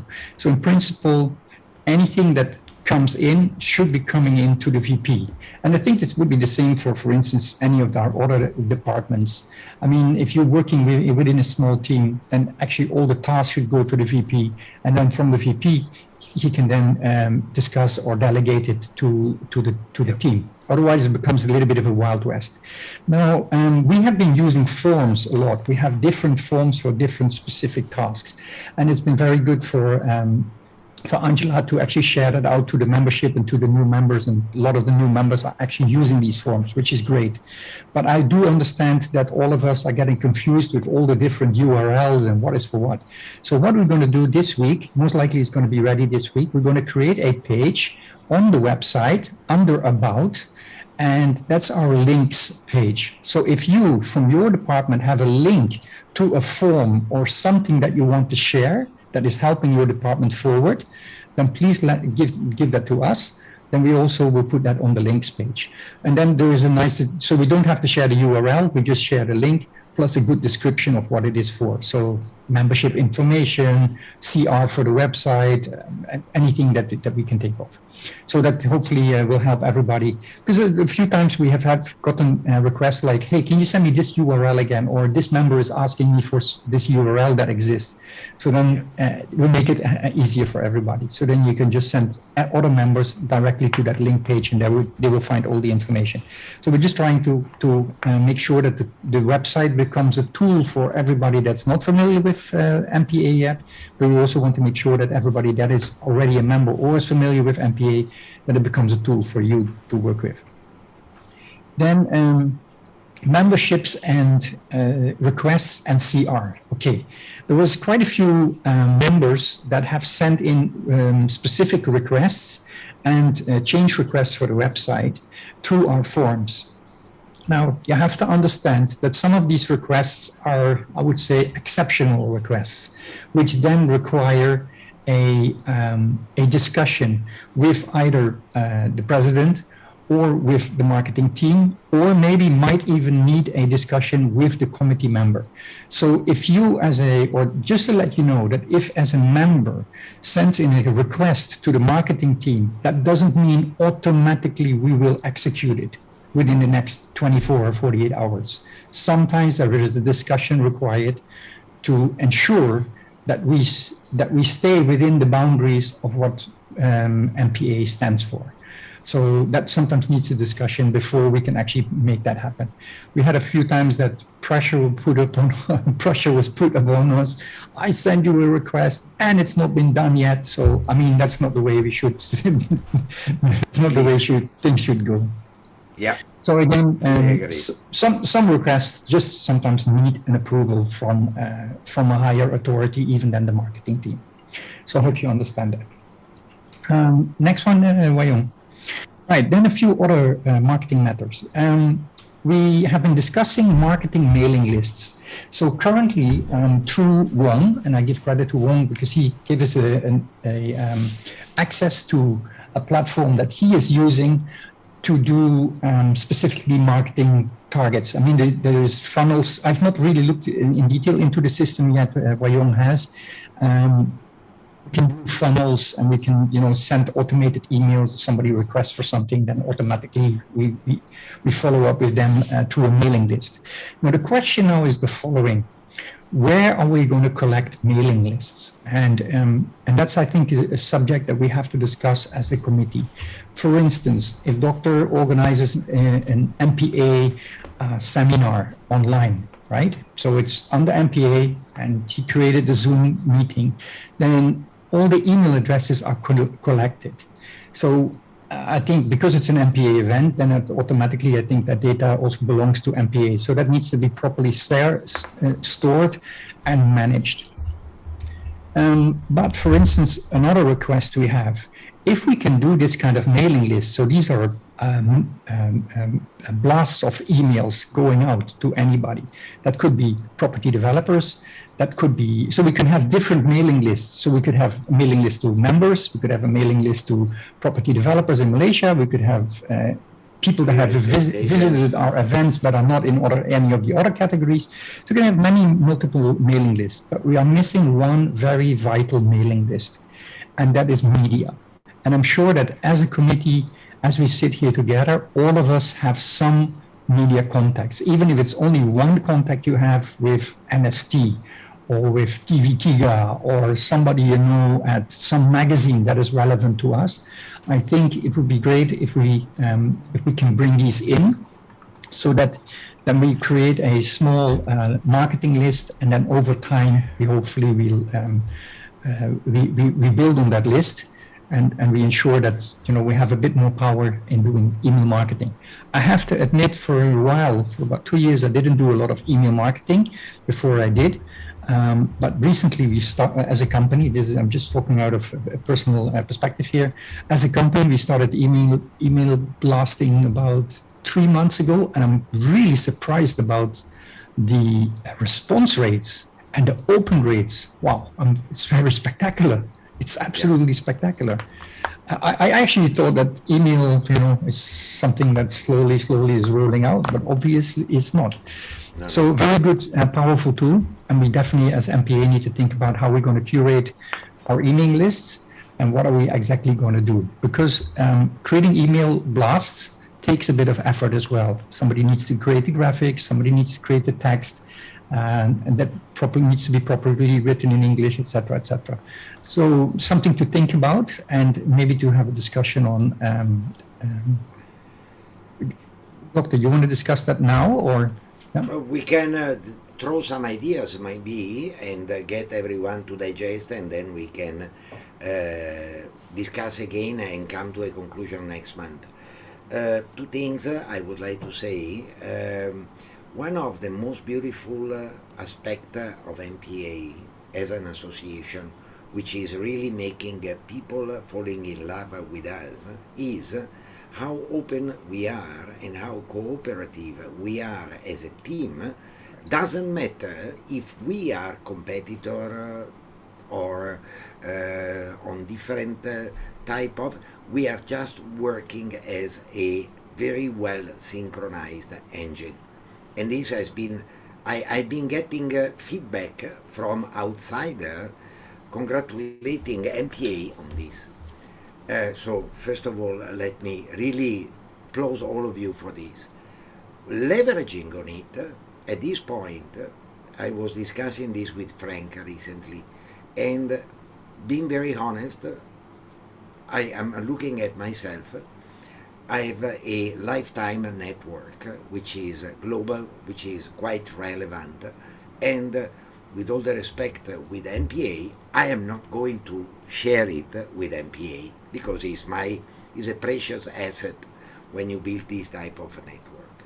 But one thing I told Frank I'm more than willing to do is let me propose to my network the possibility to subscribe for a email news, newsletter, or to receive information from the MPA Association, which means that those interested will go directly into an MPA barrel basket, which is the mailing list of MPA. This one, I'm more than happy to do that, right? And it's something that maybe could be inspiring for all of us to think about. One.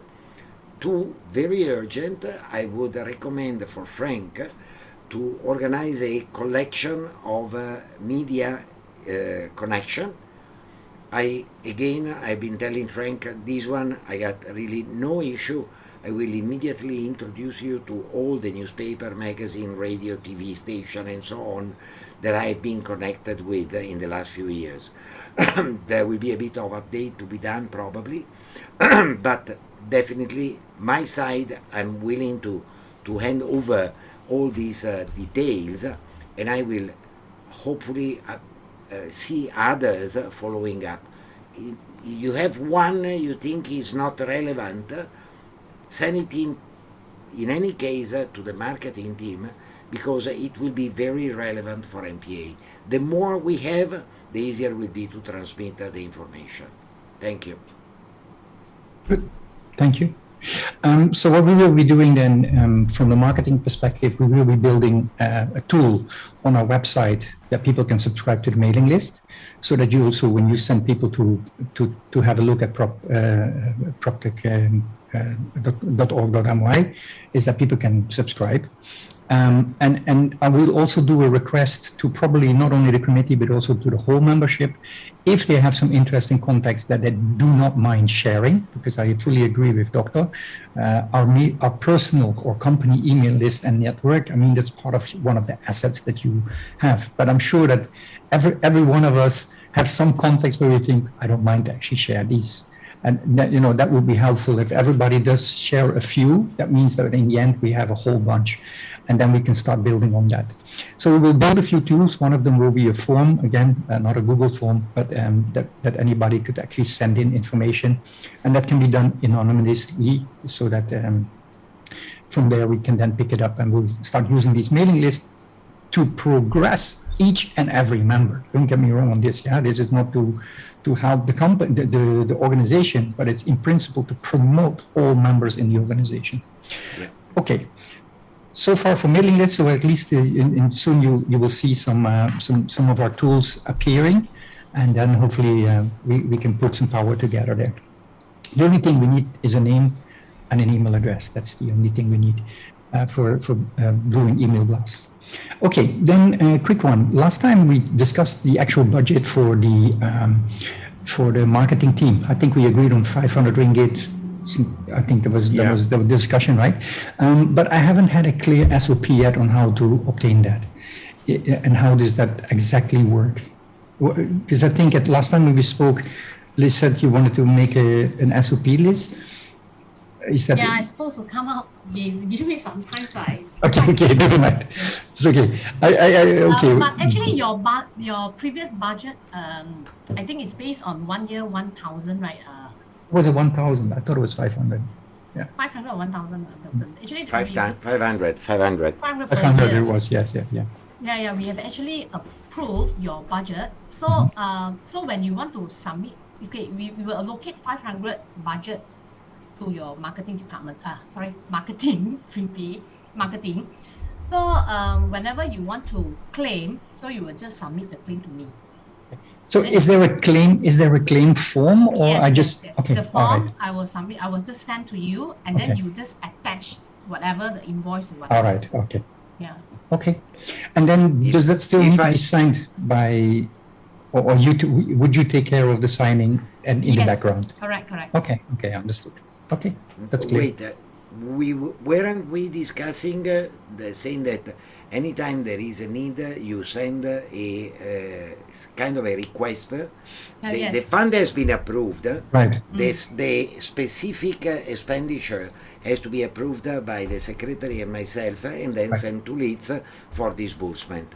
Yes. No need secretary, Dr. Daniel, because it's based on our constitution. Is it we have already approved for above how much already? Actually, only treasurer and president to approve it, and then for above 5,000, if I'm not mistaken, I have to look for it again. All right.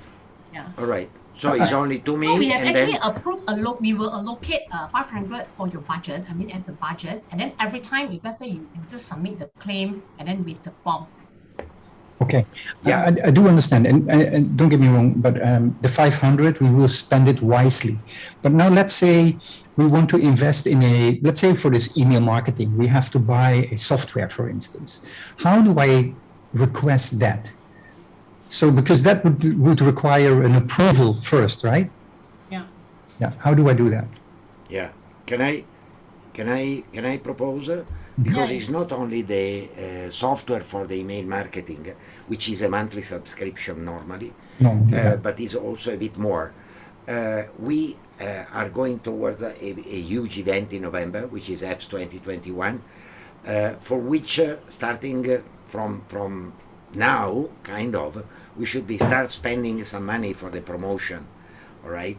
I would appreciate from your end, Frank, if you can do a kind of a budget with a timeline for funds based on what is your dreamed budget, then we will move accordingly as sponsorship and sponsorship shares will come in.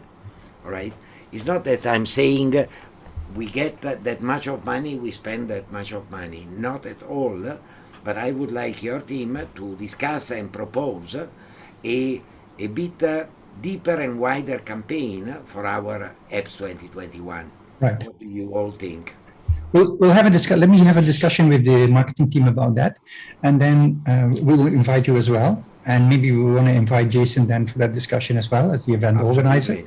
And then we'll share the outcome of that discussion with the committee. Yeah. Yeah, we can do that. Maybe short meeting. Probably need about 45 minutes by next week or so. Yeah. Yeah. Okay. I'm okay. Okay. I will send out the fund requisition or payment requisition form as well. Maybe give it until next Monday. Right. Yeah. Maybe Liz, send it to the whole committee because I mean, yes. Because I think it would be. I will send the whole committee. I will send to the group. Right. All right. Yes. One. Yeah. Okay. Yeah. First of all, I feel so sad. Nobody actually read the minutes we prepared. Yeah, I think the budget for marketing approved was 1,000 in our last meeting, not 500. Right. Yeah, it's 1,000, not 500. So if you don't need that much, of course, no problem. Then secondly, I think anything request below 3,000 ringgit, our president can approve it lah. So secretary no need to don't have the right to approve it anyway. Okay. So yeah. Okay. So coming back, Frank. So for your request and your questions, just now maybe I have some feedback and suggestion. Hope this helps. Sure. So you talk about there are multiple links, right? We have so many Google Form links and whatnot. And what I practice now is I put all these links in the description section on top of our WhatsApp group. I believe you saw that, right? Correct, yes. So however there's a limit of number of characters that we can put in. So I would like to suggest is maybe all these links we use the short link bit.ly, right? You know bit.ly, right? So we rename it maybe bit.ly / application form, bit.ly / member profile, bit.ly / then we can save a lot of space and we can put all the links there for easy reference. I think it's a good suggestion, but I think we're going to make it easier. There's going to be a page on the website called proptech.org.my/links. Okay, so if you can then put that in the description, then that's all that you need, and that would be all the different departments. So that could be even for partnerships or academic or anybody who. So we separate it in that way. And then specific links for that department, so that these are the links that we get. So let us work on the layout and everything first, and then we'll get back to you guys on which links you would like to share on that page. And that, of course, needs to be something that you can share with the world. Let's put it this way. Yeah, that's good. So, however, what I was thinking was, because if we do a link page there on the website, then that would be open to public. It's not just limited to members, you see. Then suddenly you have some Mr. Kong suddenly go and fill out a form, then you scratch your head, who the hell is this? He's not even a member. Also, that might be a problem that you're going to face later on. So unless in a way you can do it so nicely as a members only, so you hide the link is only accessed to by our members, then that's fine.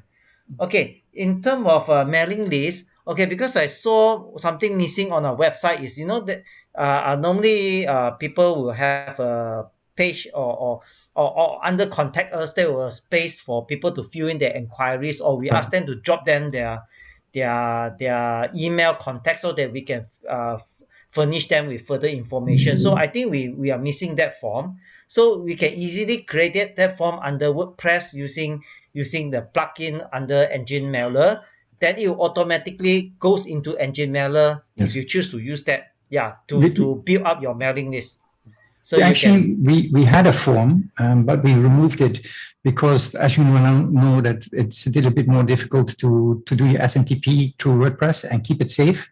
Because otherwise you're actually opening the floodgates for all sorts of spam coming in. So we've been protecting that form. That's why we took it out. And that's also why we put all the different important email addresses there, like presidency, membership, secretariat, and a couple of others. But yes, this new tool that you showed us, we will use part of that form in there, and then we'll set that up the correct way. Yeah, thanks. I will come back to you if we need some help on that one. No problem. I'm not expert on that also. So because I see a lot of other startups, they use like HubSpot, they use MailChimp, to have that form. So it flows into their mailing list directly. So it's like very easy to use by the looks of it. Okay, coming to your request for this contents for social media. So I think YouTube, we can always take back those video. I don't know how we can actually capture the video from Unisu, from RE Connect, whether we can all drop into a folder, all our RE Connect sessions, we can have it there. We can have our or even we can have one section, a member section, where members can put in their corporate profile, so we help them to market that as well. So that can be a content, and also if written content, someone actually earlier taught me about this Google Alert. You can set any keywords like prop tech. So any news or any keyword pops out on prop tech, property tech, or whatever keywords you put in, it will goes into your email. So you can capture a lot of content that way also. That's some suggestion for you to explore. Okay, good tips. You just said something I wanted to say something about, but I can't remember what it is. Never mind. Google RE Connect video. Yes, the RE Connect videos. Doctor, are we able or are we allowed to download our RE Connect videos? Or are they ownership of Unisu? Because I think from Unisu platform, we don't have that feature unless James allow us. But I think most of us, wait, doctor, I think a lot of us, we actually pre-recorded previous session. We pre-recorded, then we uploaded. Then those we can get from the members directly. Yes, that would be okay, I think. But the ones that are actually uploaded on Unisu, I don't think we can touch them. Those live. The live ones, I don't think we can touch. Yeah, doctor? Okay, I will discuss with James and get him eventually to help in allowing us either the download or organize the download through his team. That would be awesome because, and then we can promise him that we use his hashtags and his, to promote Unisu in that way. It's a very open relationship, so it's not an issue at all, and I'm pretty sure on a positive response. Okay, let us first set up the channel and then we will start working on that. You let me know when. Right. Then my next point would be how our members present themselves. Actually, this is already what we discussed earlier today with we just wait Angela. For the SOP. So I don't think that we need to discuss that further. Then the website links page we already discussed. And then one question I have to the committee. Currently, all our social media channels still have the old committee members as in pictures and things like that. So I think now it's time to change that. We I think it was Wyong that made this new collage of all the new committee members, because unfortunately we haven't had the ability to make a group picture together yet. So the question now is, the social media header banner that we're going to use, that new collage that was created by the marketing team. But are we going to invite or going to add Dr. Sri Gavin T as well? Because, Doctor, I understand he's also part of our committee group, right? Yes, correct. Okay. I will definitely recommend, yes, to include him. You let me get in touch with him. I will get a nice picture and share it with Wyong. Okay. Yeah, we can probably place him just behind Vivian there. Or you want him more prominently? No. Behind Vivian is perfect. Yeah. Okay, good. Thank you very much, everybody. I love the idea. No, okay. I mean, that's why we ask to make sure that we do the right thing here. Okay, thanks, everybody. That was everything from the marketing team. Thanks again. Well done, guys. You are heroes, really.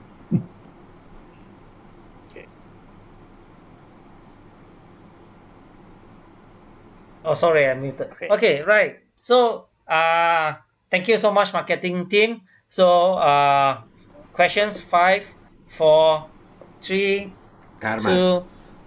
Okay. Frank, I am probably just a suggestion.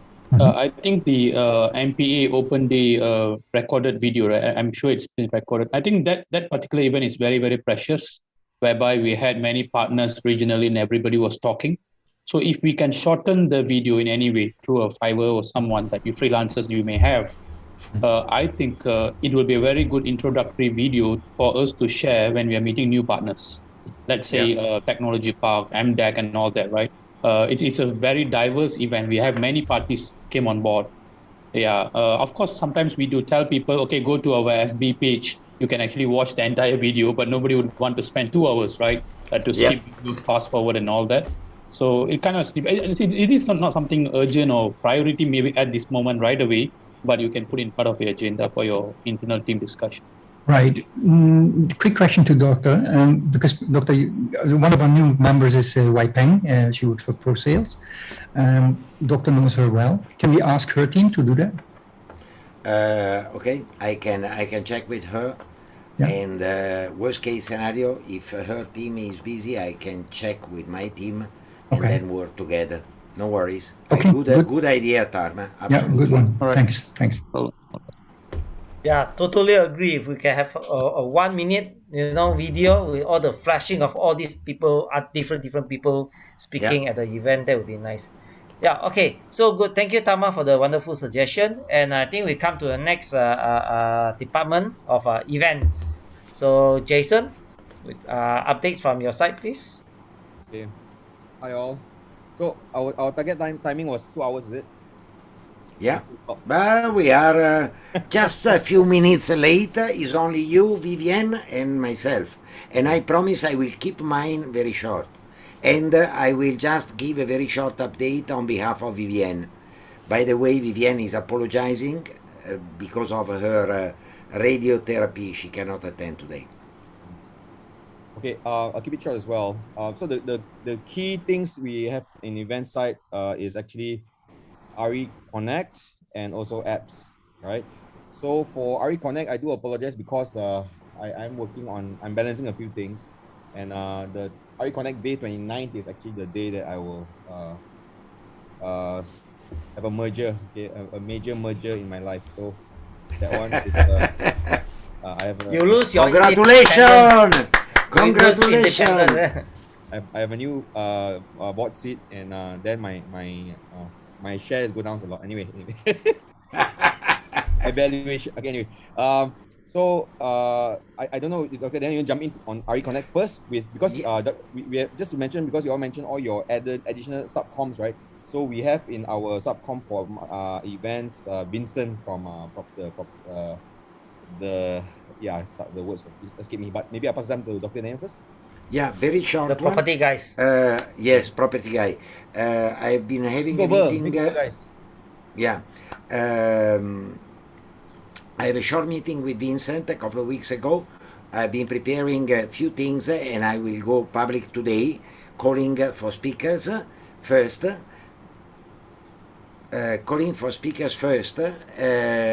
Because James has been totally changing the structure on how this happens, how RE Connect is going to happen. Maybe, Jason, if you don't mind, no need to share this at the moment. Thank you. Basically, what we will need is a confirmation from the speaker. Then I have a form that I will distribute to all the speakers for them to fill up and send directly to James. James will set up all the speaking slot. And automatically, with a picture of each speaker, his team will provide us with all the material. I will start pushing after we finish this meeting, and please you all help me in the members group to invite and say yes I'm in. So a bit we create a bit of a heat on this thing. Now, okay, sorry, that's it. So apologies if I've been pushing it a bit forward. I've been having a couple of havoc type of weeks, and but I'm following up. Jason, is on me that. But working backwards, because I know thank you for taking it up because it's also an event. But just want to know, working backwards, because the event is on the 29th.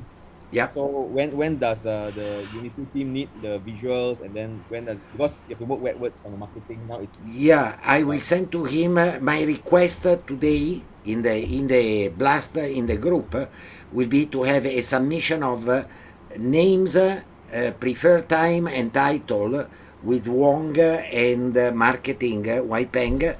Waipeng has been creating a call for action visual that I will use with a QR code to go to a Google form that has been prepared for the replies.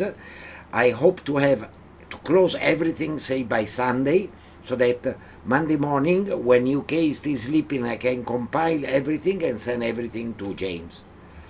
So that is my timeline. It means that by Wednesday latest, we should start getting the material for our promotion, which makes it about 1 week ahead. Still have enough time left. Yeah. No, a bit last minute. Yeah. So one of the suggestions was, because this wanted to be a dry run for our apps, right? So we were talking about doing it according to the 5 verticals. I don't know if you still want to do that. Like, so even when the speaker choose their topics, it will fall under the 5 verticals. Yeah. So that part, it will be up to us to manage with the speakers. Basically, we can we can have a short discussion maybe with you and Vincent as soon as we got the full list of speakers. And by the way, let me recommend as many as possible of the committee member to dedicate at least one slot to a reconnect, because that will help a lot in the promotion with the group. Yes, Frank. Can we add in that form that Jason just shared, can we add one column for vertical? Oh, yeah, correct. I think that makes Jason. sense, so that will push them in the right direction, right? Yeah, yeah. So that vertical actually should be a drop down type Yes. of, because they need to select from our 5. Yeah. Then, right. Yeah, because like for my own preferences, before I join an event, I want to see what's in the event, and then if the vertical is in this time slot, then I'll just maybe listen to all those in that time slot. Yeah. We are looking at it. Yeah. Fully agree. Yeah. So I guess yeah. So apologize again for my absence on that. Then probably then when the things are all done, then marketing also can just help to push. The good thing about Unisu is they come up with the materials to standardize lah. So I think that's the good thing about them. All right. Then okay. The next thing is so we jump into apps. Okay.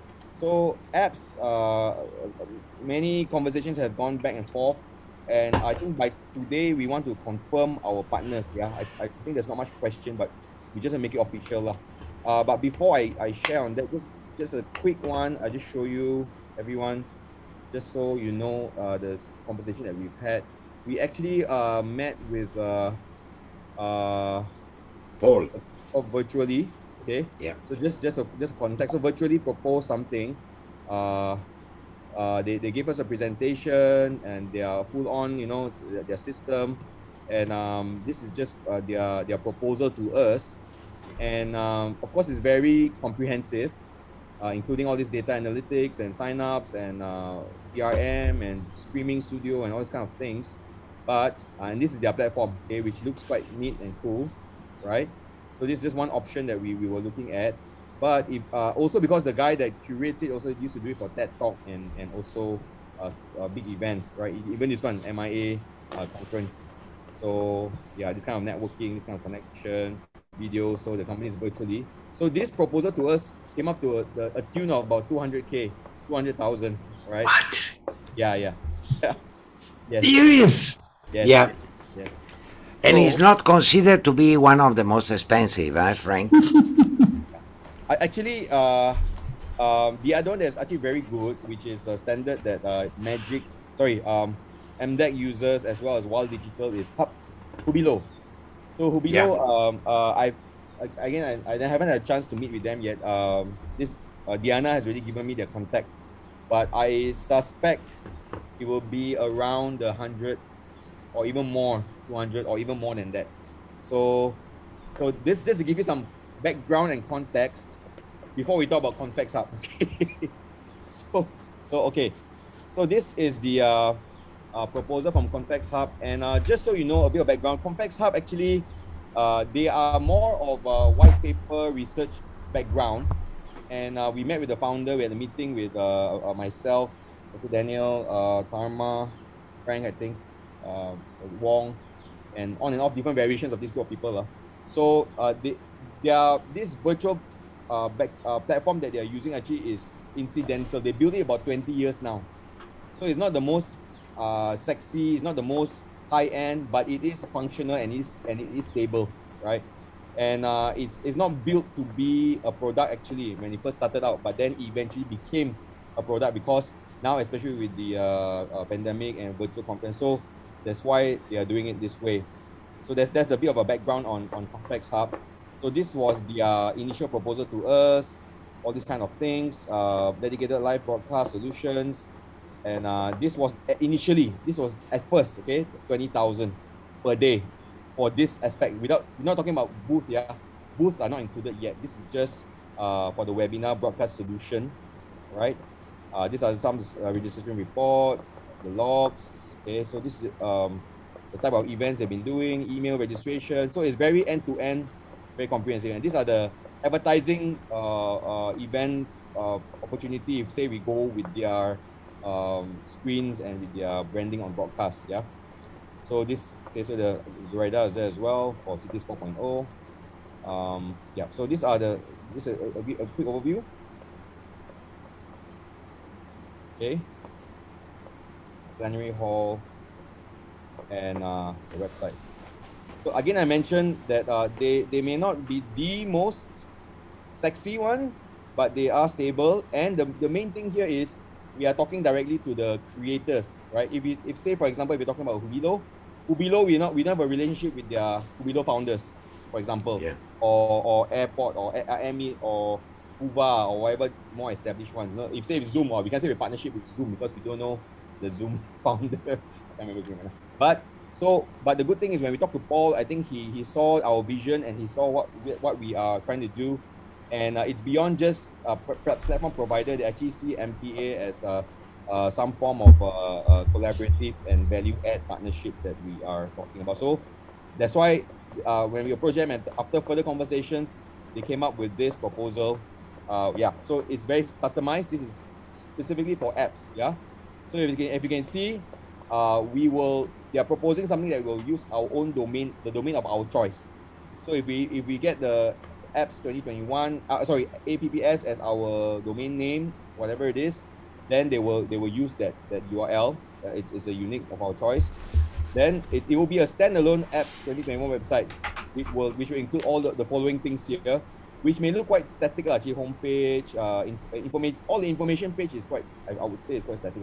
The summit, the Asia Property Award is the one where we mentioned that we may do something with Property Guru, so they included that as well, right? Because our first talk with them was saying that, okay, we have this partner, we have this partner, with this partner. How can we marry them together? How can we come up with this mutant baby, everything together in one login or one platform? Because we are also talking about working with Unisu as the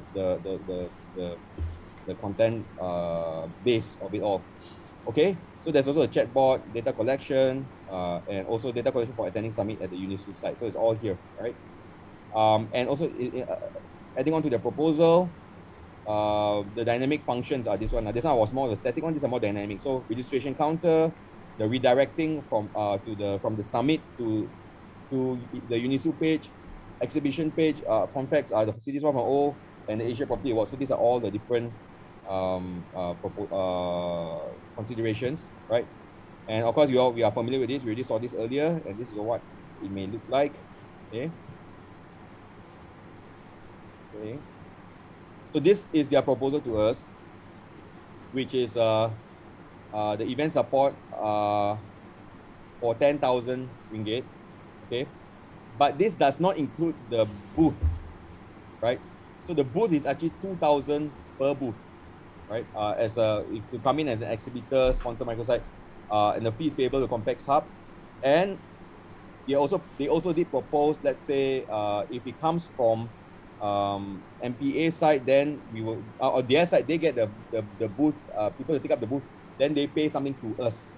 So I don't know on this part, I don't know, Dr. Nayu mentioned something, because we are trying to work out a form of a, where Complex Hub runs the show, they do most of the collection of the fees and everything, but we take a percentage of it as the event branding and also as the event organizer. But Dr. Nayu, you mentioned about this one, the booth one? Yeah, but no. I during the discussion at the end, we say that we have a meeting with our committee next week. Let us go through, then we will let you know the confirmation. You have the confirmation. Basically, I would say that if we do comparison with all the other offers that Jason has been able to get, there is no comparison possible. Point one. Point two. Complex Hub is much more than a virtual event organizer, is going to become a closer and closer partner for MPA because of their research background, what they have in terms of connection. We want to be as friendlier as possible with them, as using them as entrance road, main lane towards KPKT and other government agencies. So personally, how I'm looking at it is, okay, 10,000 with the confirmation of magic. Please help me tomorrow really to send out the invoice to Jason for him to forward to Diana, because the sooner we have it given, approved, and paid. We have, let's have the money in our account.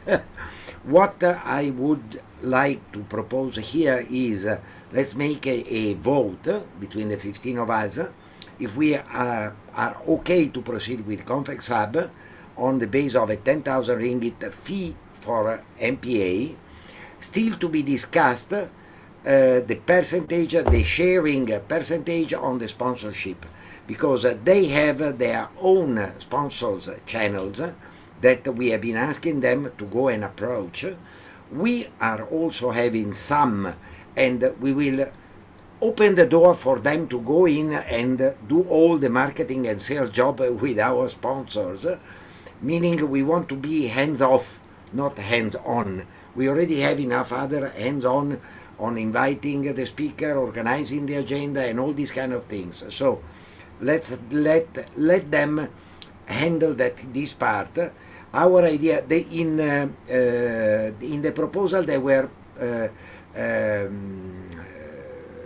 offering a 10% sharing, which I disagree about. I would like to say we discuss about 70-30, 80-20.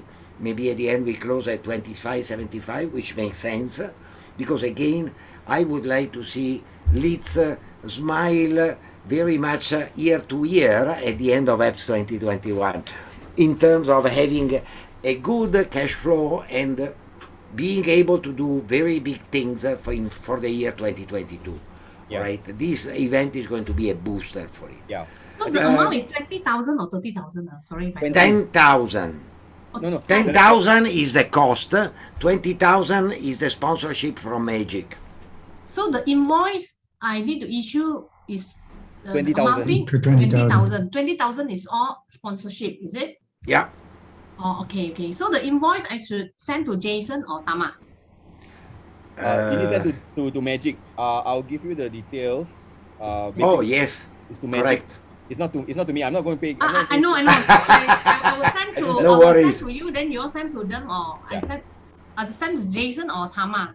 Jason, please, because Jason has been calling. Okay. Yeah. So I'll just send it to you, Jason. I'll share with you the one our email correspondence to so far so you know what's all the people and all these kind of things Yeah, or I can direct email to them as well. It's good to decide what to write in the invoice, Jason and Litz. Please coordinate that part. Correct. Which to write in the invoice. Sorry, but before that we need to do our creative, Tama and Dr. Daniel, our package from this to this, right? So it has to feel.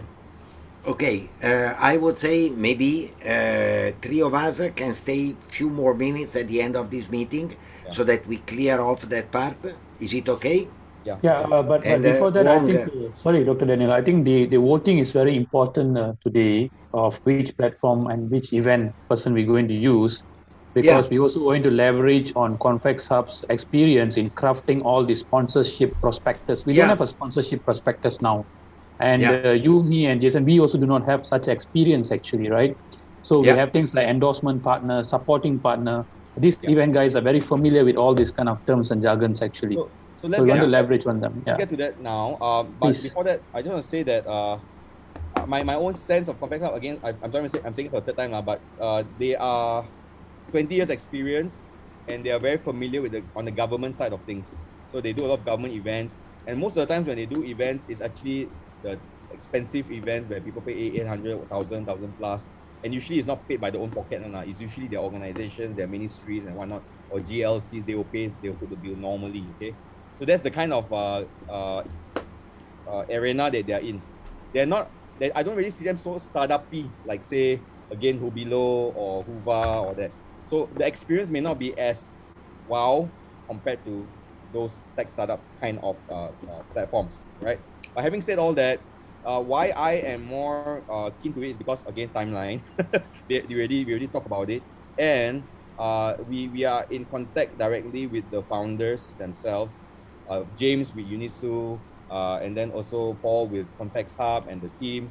So because of that kind of relationship, it moves things along faster and we get a better rate. So we treat EPS 2021 like an MVP.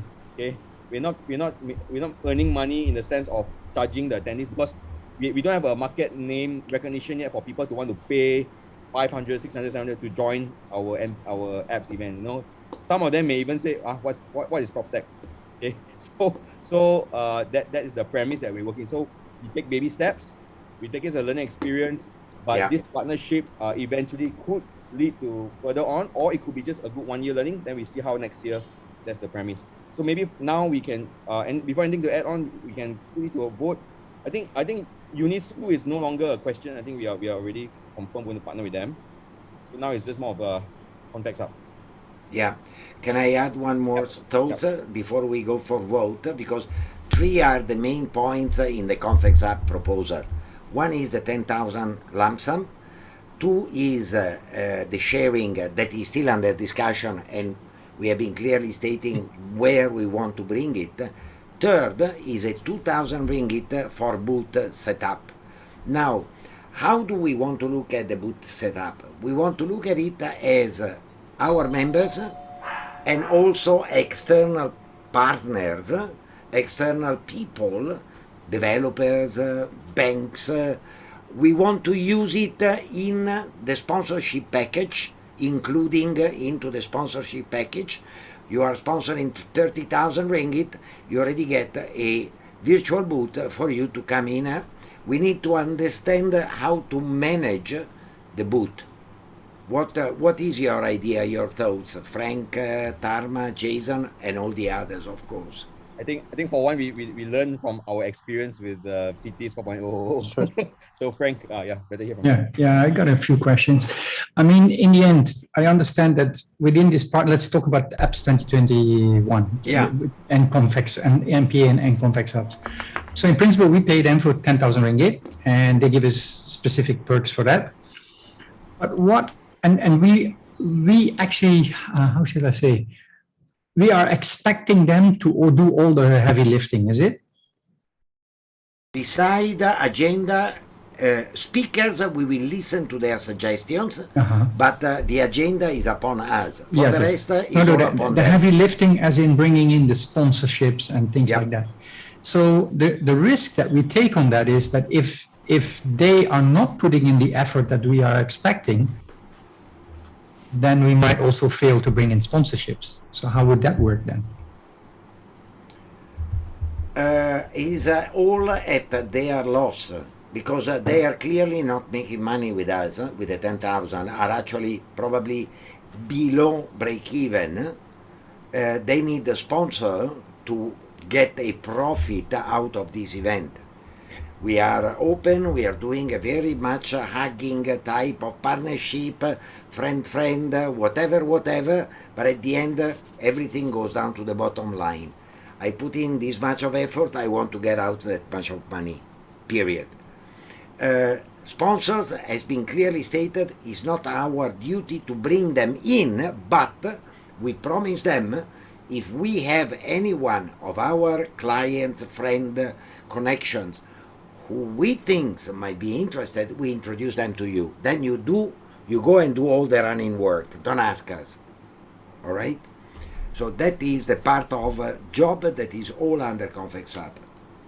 The other thing that I can feel within working with Convex Hub, and don't get me wrong, I don't want to say too much bad about them, but I have the feeling that they're very much government reliant.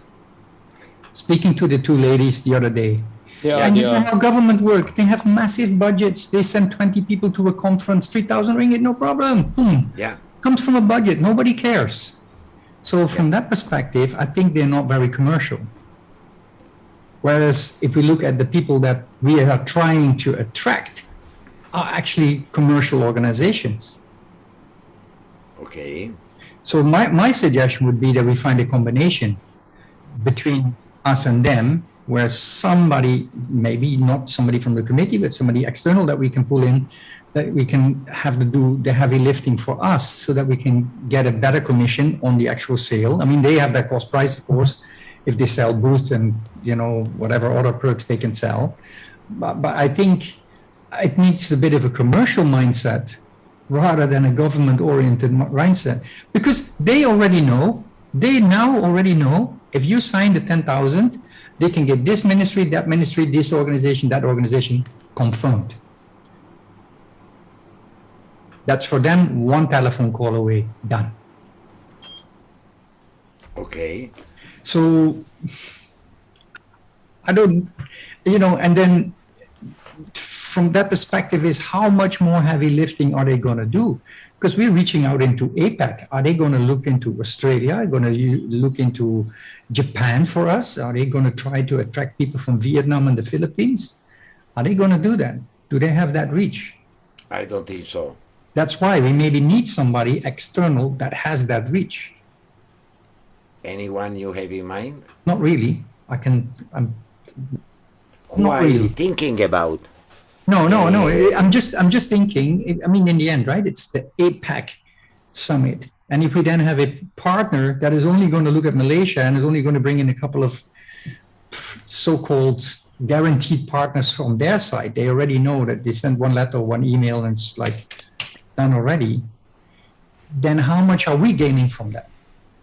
You understand? If we really want that big outreach. Wong. Maybe I'm thinking a bit negative, but okay, well. Yes. Yeah, on this part, I totally agree with Frank, saying that, I mean, of course, we have no work with them. We cannot 100% for sure say how much is their reach and whatnot. But definitely, what Jason mentioned, they are very strong on the government side. Sure, they can get some of these agencies if they are interested to come in. So this is my own perception. I would treat them as the event organizer, okay, and also platform provider for all this registration. So they do the heavy lifting in terms of marketing and getting people signed up, and that's quite basic. Okay, in terms of the booth, I think we should negotiate with them and say, anyhow, we are still the owner of the event, so all our members should have free access to the booth. All members should have one booth free, so they can, if we agree, they can charge 2,000 for other people to join in. But the sharing, then we can take less lah, maybe 10% and whatnot. And also we need to think about our booth for our partners. We invite Australia PropTech, we invite Hong Kong PropTech. Sure, we need to give them a booth and not tell them, hey, we invite you in, but you have to pay for the booth. So all this, whether Convex Sub will agree or not, is another issue.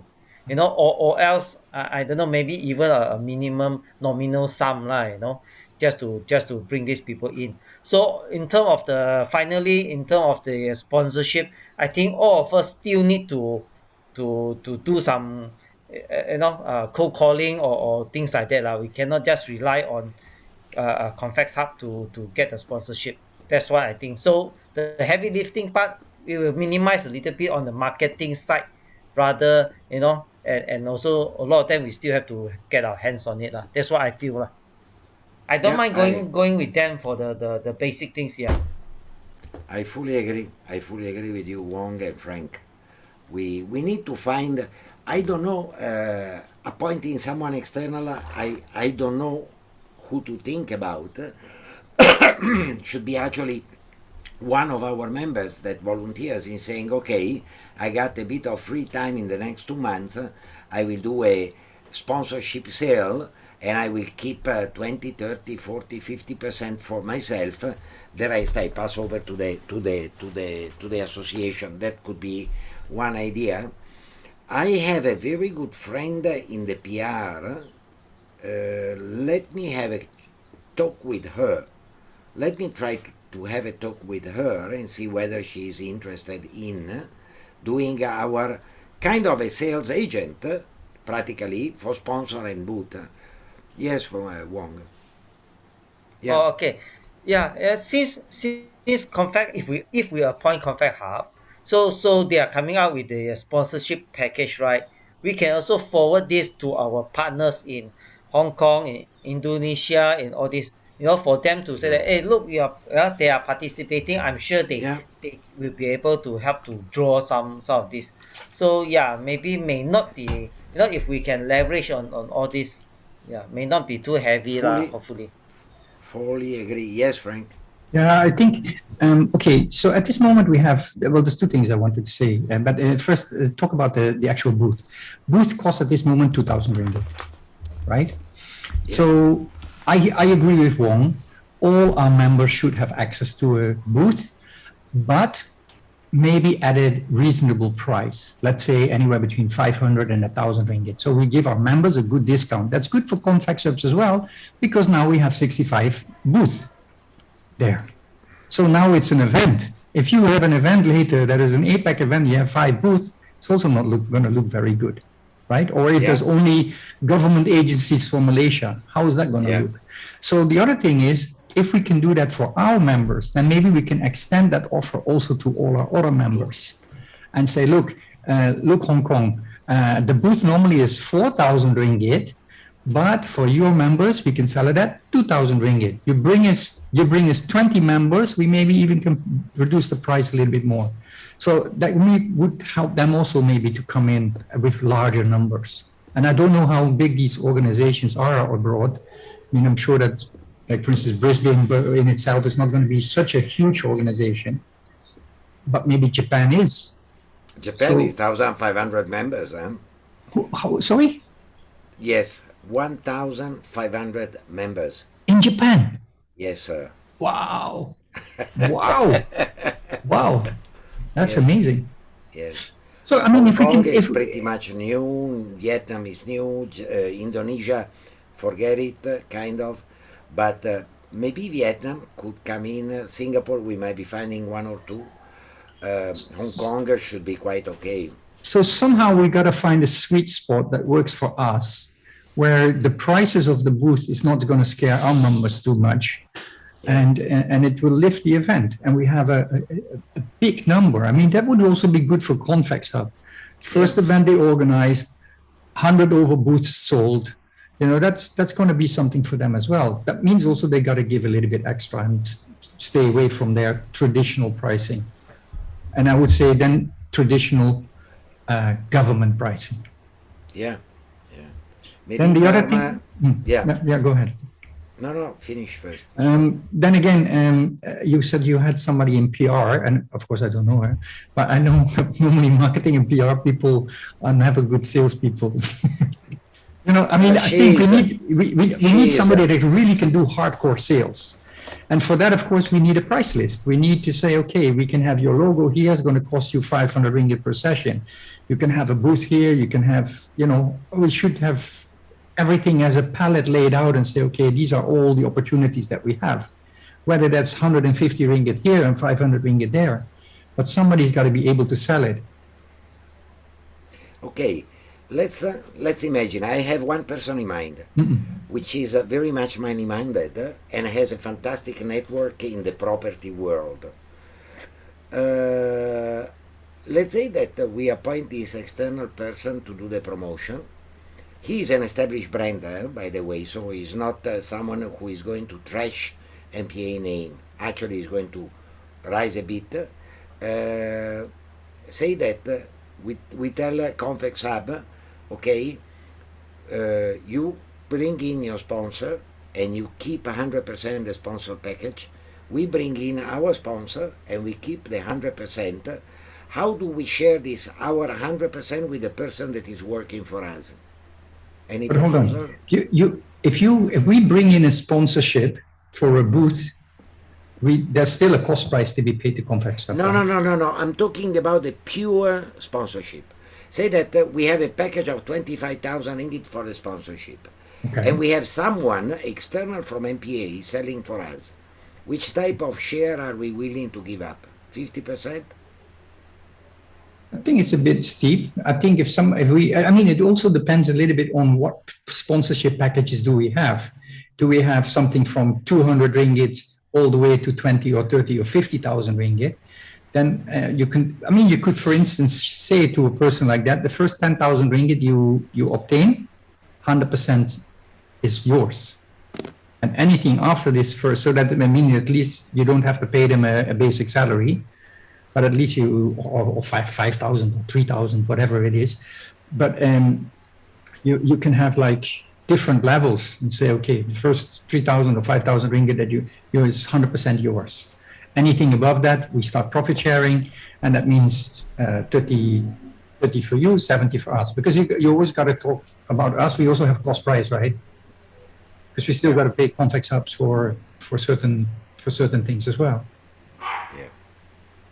Okay. Let me send a message later. I will let you all know. He's a publisher, editor in property, has been in the market for very long. So he might Can I make a happy. suggestion, Doctor, before you call that person, is that we have some offer on black and white. So we talk to him or him or her straight as what's on the table rather for the sponsorship packages, you mean? Yes. Yeah.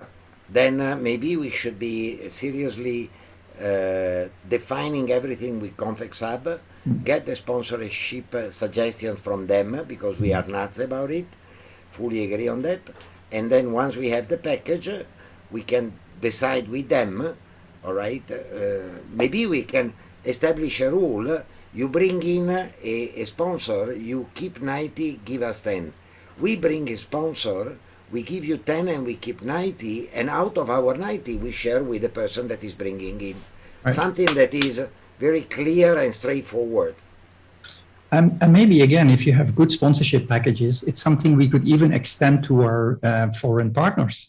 You could even say to PropTech Japan, look, you bring in a sponsorship, this is, and they allowed 10 or 15% out of that. But you know, that would make it a real international event.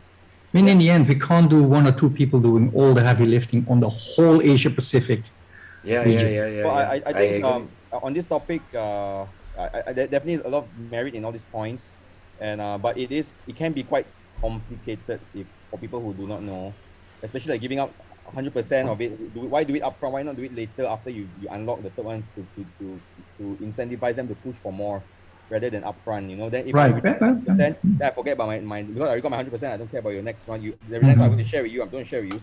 So I mean, without going too much detail because it can get quite complicated. Who would that be? I mean, in terms of structuring that on MPA's behalf, who's the best person to think about that? Because I'm not good at it either. You know. You are mentioning for what thing? The sponsorship packages. Yes. The sponsorship plan, the packages, and then the plan that is working with that third party person. If say we get them in, and how does that look? Because I want to keep things as simple as possible as well, so that we can move things along. Because we have bigger things to confirm before we go into other things as well. You get where I'm coming from? Like, the marketing of the entire thing. Like, how do we spend our budget? We have 20K. Is it my initial plan actually was to, from the 20K, then we can hire a event organizer, right? But also, if you're talking about regional, Frank, I agree, valid points, but also not so easy to pull off with the timeline that we have. Like the best person really is, I think, Dr. Daniel. And if Dr. Daniel say this person is the good person, then I'll go with his suggestion, because yes. It's a very unique. PropTech itself is already a very niche thing. Those who see value in PropTech, and regional, it's a very, very unique set of skills that we are talking about here.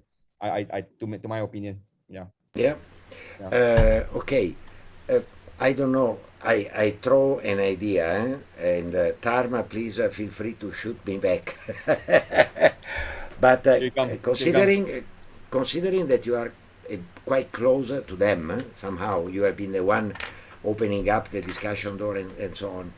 Can you try to get Kuldeep to let us have the proposed sponsorship package from their end, what they have in mind, so that, as I fully agree with Jason, good point from your side, we need to know what are we talking about. Then only we can start saying, okay, you do, we do, and we get someone else to do, and we know what to promote and to propose to this third party selling for us.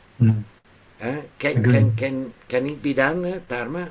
Yeah, of course. I think it's a matter of a call and requesting them to pass it to us, right? But what is more important here is that for us internally to craft what we actually want to offer, right? So we'll be actually using what they're going to pass to us as a reference. Only then we can craft. I think this is something that we have to craft ourselves. Because like what we have said, that we want to give booths to our members, then we have our cost, and then we also want to give booths to our foreign partners. You see, so this is only we know that.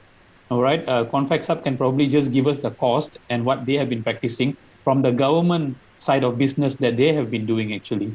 So we will take it as a reference, and then we may need to have an internal discussion. We craft something, and someone has to craft it because I have no idea about crafting these sponsorship packages. We will use it as a reference, and then we tweak it from there, maybe.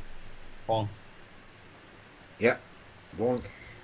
Yes, just a suggestion. You know, we got this sample package from Magic. We can use that as a template or guideline. Then from there, we know what we can offer, what sort of available, marketing space that will be available in the event. You know, from there we work backwards. Then we say, okay, this one we are going to give free to our members or blah blah blah, or our associate overseas association or their members. You know, so maybe we need to give some perks also for them to join in. You see, so I think we can start with the Magic one. Then we this one will be internal discussion within Tama, Jason, Dr. Daniel, or get me involved, and Frank. You know, if you guys think so, I think we can start from there lah.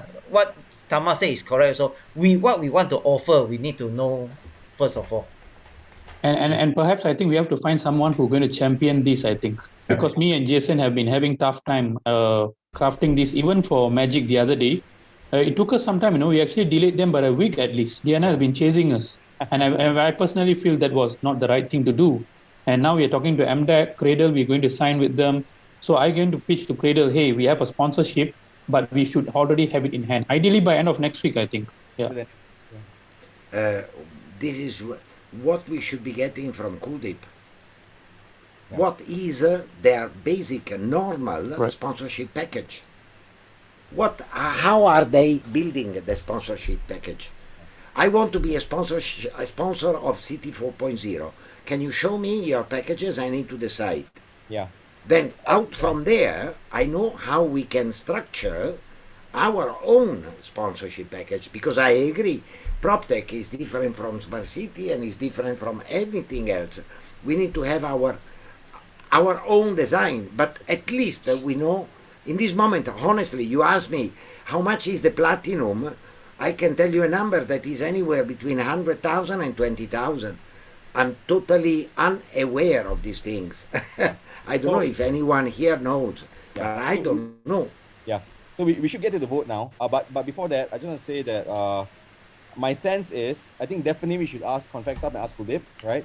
But going back to what Frank said also, my sense is, my hunch is that they will only know what they've been doing with the government side, and they may not be familiar. Like if you're talking about more tech side of it, then it's people organizing Wild Digital and the team doing all this kind of MDAC events. I mean, maybe not even MDAC, not even MDAC, but Wild Digital, that and those kind of tech-centric events. They will be more savvy on how to approach this. Because how they sell it, right, is actually based on past events. Oh, we have 5,000 attendees. We have all these big names. Okay, they want to give us money. Now is our very first one, right? So that's the challenge that is upon us. And I also can share how Complex Up did it was, like for us, they sent email to me. Because they targeted me on don't know from where. And then probably there'll be a lot of people targeting on LinkedIn, just searching on LinkedIn, and a lot of cold calling and cold.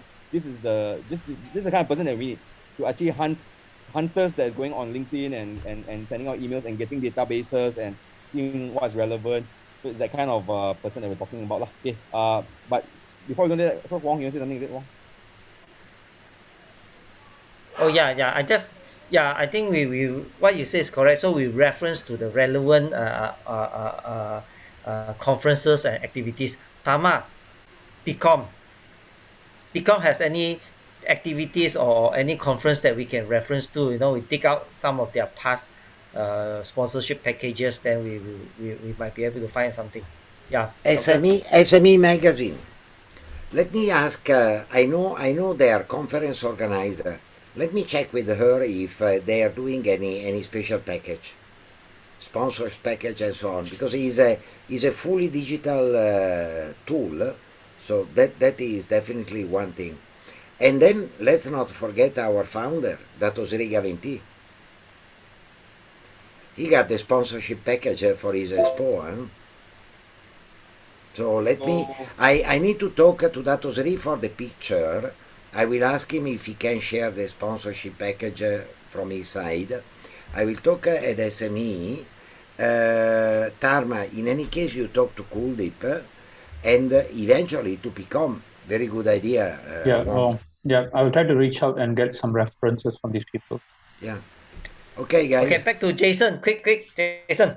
So let's become losing money, by the way, I found out. Okay, anyway. Let's vote.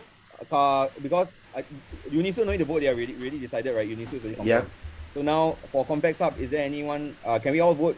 Are we in favor to just for this apps 2021, just go ahead with Compact Sub? Basically to engage their service to help reduce our workload. Yeah. Yeah. Everyone, except William, but majority anyway so we just yeah. Okay. It will be 100 times more work than MPA Open Day actually. So we know what Jason and Frank went through. Yeah. Frank, can you please, using the budget, you send me let's please share the form for the authorization and so on ASAP. Frank, we need to purchase the domain apps 2021. Okay, apps2021.com is not available, but apps 2021.asia is available. Okay. Do we want to buy a new domain every single year? Why don't we just apps.something then /2021/2022?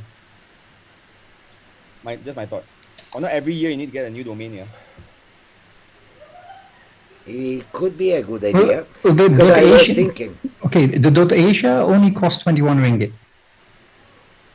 And then a couple of dollars for, sorry, did I say 21 ringgit or $21? Hello, let me just 21 ringgit. Ringgit, yes.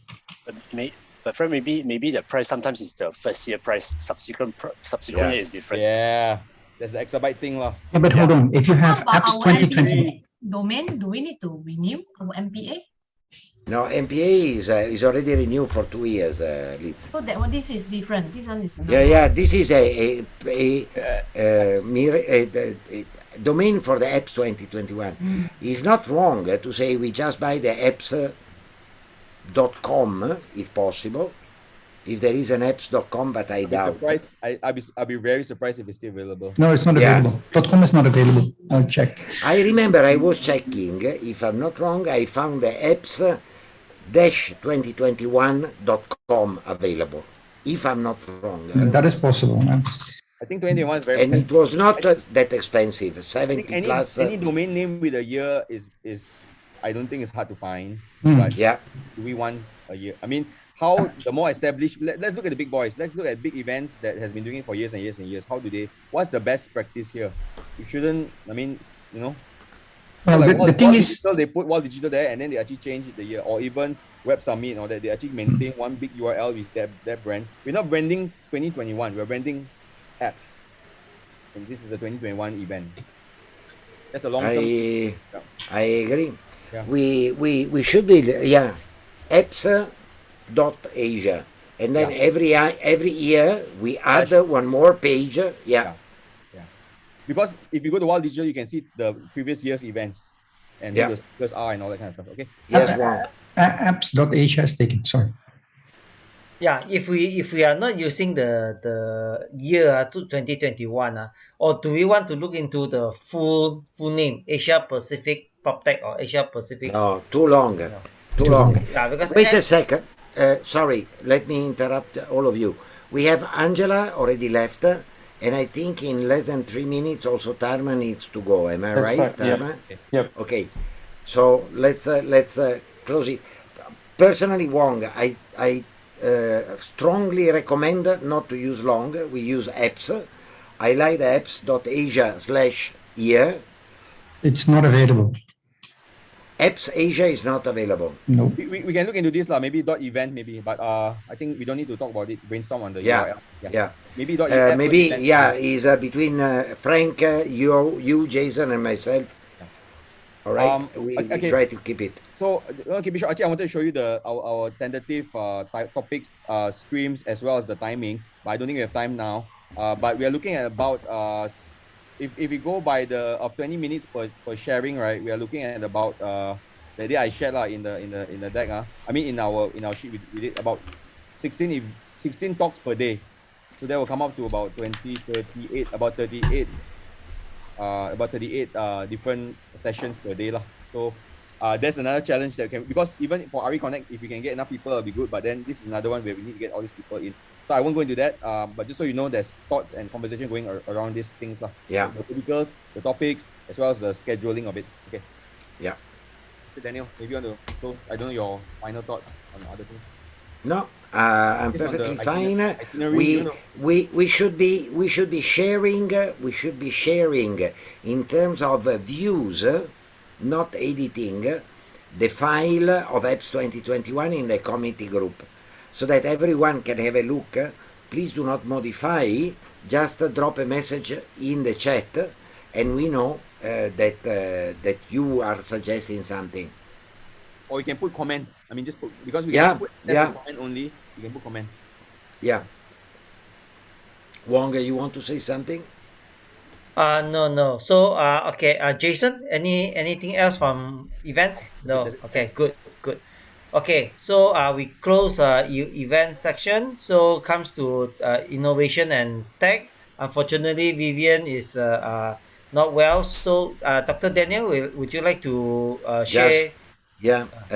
Vivian has been already in touch with several of our members, helping finding better direction, better solution, combining and linking different members to resolve one issue, and I really appreciate what she is doing for all of us. Secondly, she is pulling together some very interesting tech talk topics. She was telling me that probably next month, hopefully her health will be a bit better. She will be able to start and kick off this.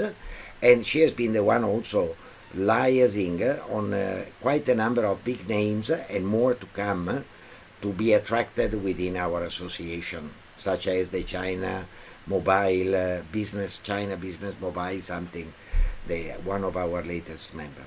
So that's it for Vivienne. Then, unless anyone has any question, but better ask the question directly to Vivienne, not to me. Yes. Then there is my part. I keep it as short as I can. There is a very interesting opportunity, a new one, called City Expo Malaysia, CEM, which is organized and attracting mostly planners, surveyors, and local authorities, MPA, Majelis Pembandaran from all around Malaysia. This event is going to happen at the beginning of November. And Dr. Daniel, sorry, stop you. Tama, I just ask you one question. Remember what was the agency that helps start up, link with complain about regulatory issues? What was that you mentioned last time? Remember? There was a Teh Tarik session. Yeah, I can't remember, but I know them. I have their contact. I attended one, and I connected with them, so we can organize for an event actually. Okay, good. Because I'll share the group. Yeah. Okay. Thanks, Tama. Okay. See you. Bye, everyone. Bye, Thanks, Tama. Sorry, doctor. My apologies. You may continue, please. Okay, never mind. I will share all this information with you all. You have a look at it and comment back to me. Basically, in this moment, what is on the table is I've been invited to share about PropTech and MPA to this audience of local authorities. We have again an offer and proposal for a booth, for expo, virtual expo, and so on.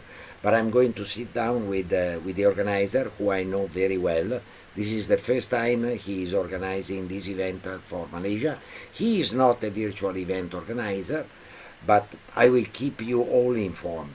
I have a lot of question mark, honestly, because it's happening 3 weeks before of our APPS, so I don't know how relevant this year could be. There is a bit of clashing. The expo goes on 1 month, and then we have the Apps Expo, we have this City Expo Malaysia, and then we still have the City 4.0 Expo because it's on for 1 year. It might be a bit too much, my feeling. So maybe for this year I will tell him, look, thank you very much for the invitation. MPA unfortunately has this event in the end of November. I accept to come in as your speaker just to give a very wide open introduction to what MPA is and how to connect with us, basically, promoting all our members during my presentation. I will keep all of you informed. Unless any one of you say, yes, I would like to participate, I will share the document, you let me know. Okay? Is there anything about the event online? What is it? CEM, is it? I will share the link. There is a website and a presentation so that all of you can have a complete look at it. Yes, I think it's good to know our limits and also not overstretch ourselves. Okay, exactly. One last point before I forget, right? Have we made a decision about Property Guru, our partnership with them? Okay, the partnership has to be something very easy, very simple, very smooth. Do not ask us to do a lot. We ask you to help, basically.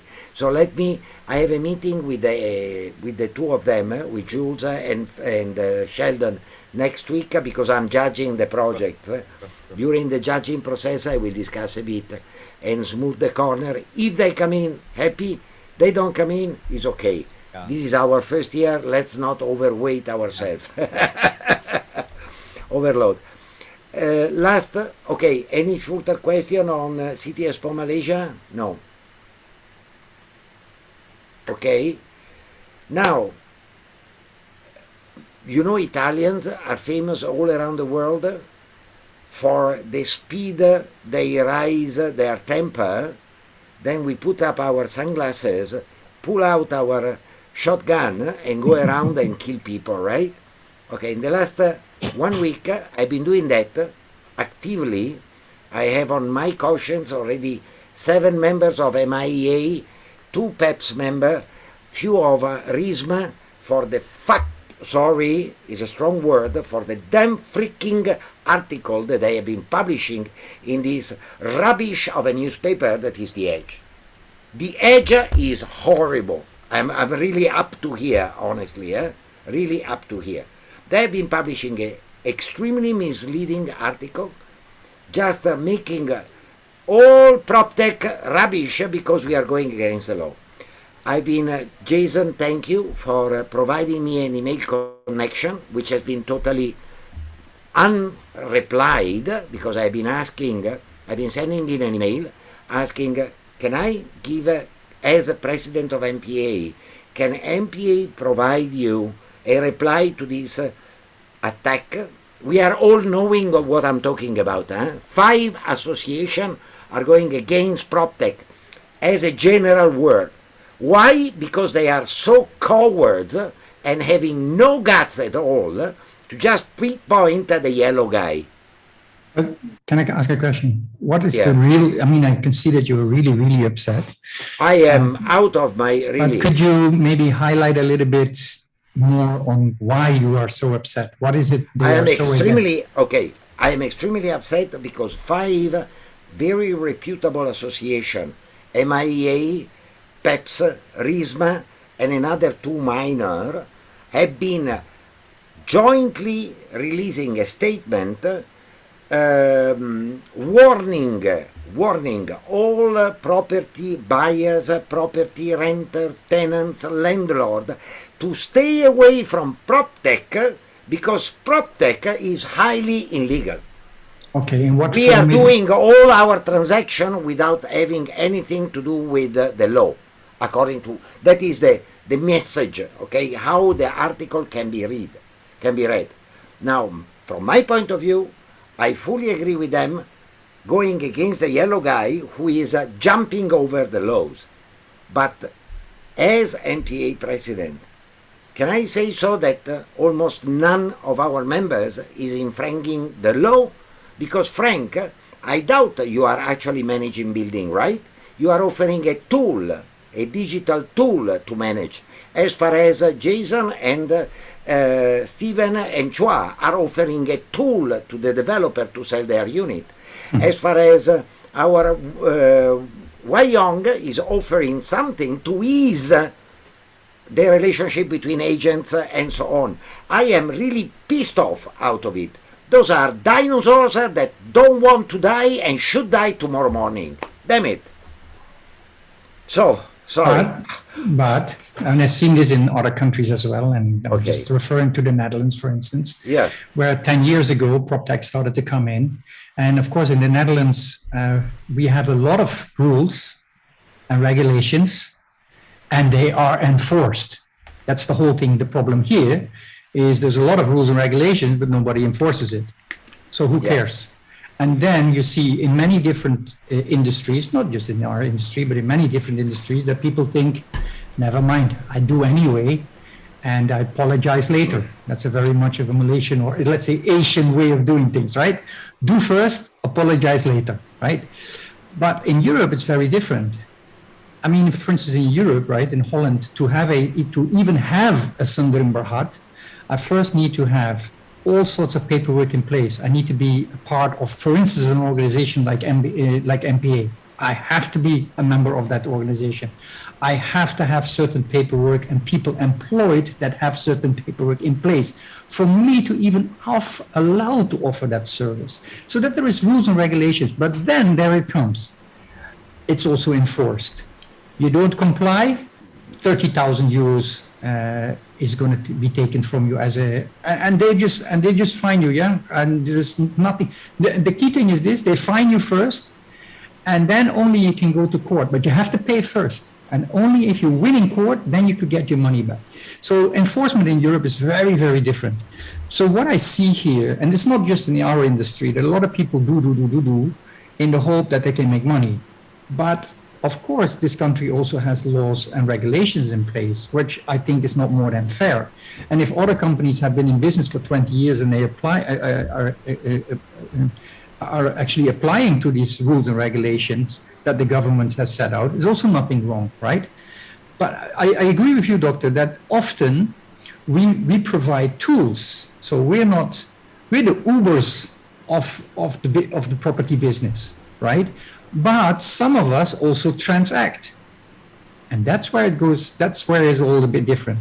Okay, what I need, because out of all this fire that has been coming up, and apologies if I've been letting my emotion floating, but I was really pissed off because I know most of these dinosaurs, and these people are really dinosaurs, are cow on their paper and pen, and forget about technology, kind of. So out of it, I've been connecting with one or two that I know. MIA has been asking me to give them talk, training, and so on for years. So I know the past presidents. I've been talking to them and say, what the freak are you doing? Right? Do you want to kill, 70, 100, 200 business? Are you stupid or what? PropTech is an infrastructure. Oh, but we are not referring to PropTech, we refer to the yellow guys. And then name it. Why, you don't have guts? Because why, he goes and cry on Zuraida's shoulder, and then KPKT come in as cooled him down? It doesn't make sense, right? So at the end of the day, I am calling for a meeting with MIA, a meeting with RISM, and a meeting with PEPS, which are the three main players. Meeting that wants to be not a shouting meeting like this, I will go in with an olive branch saying, guys, can we have a logic talk?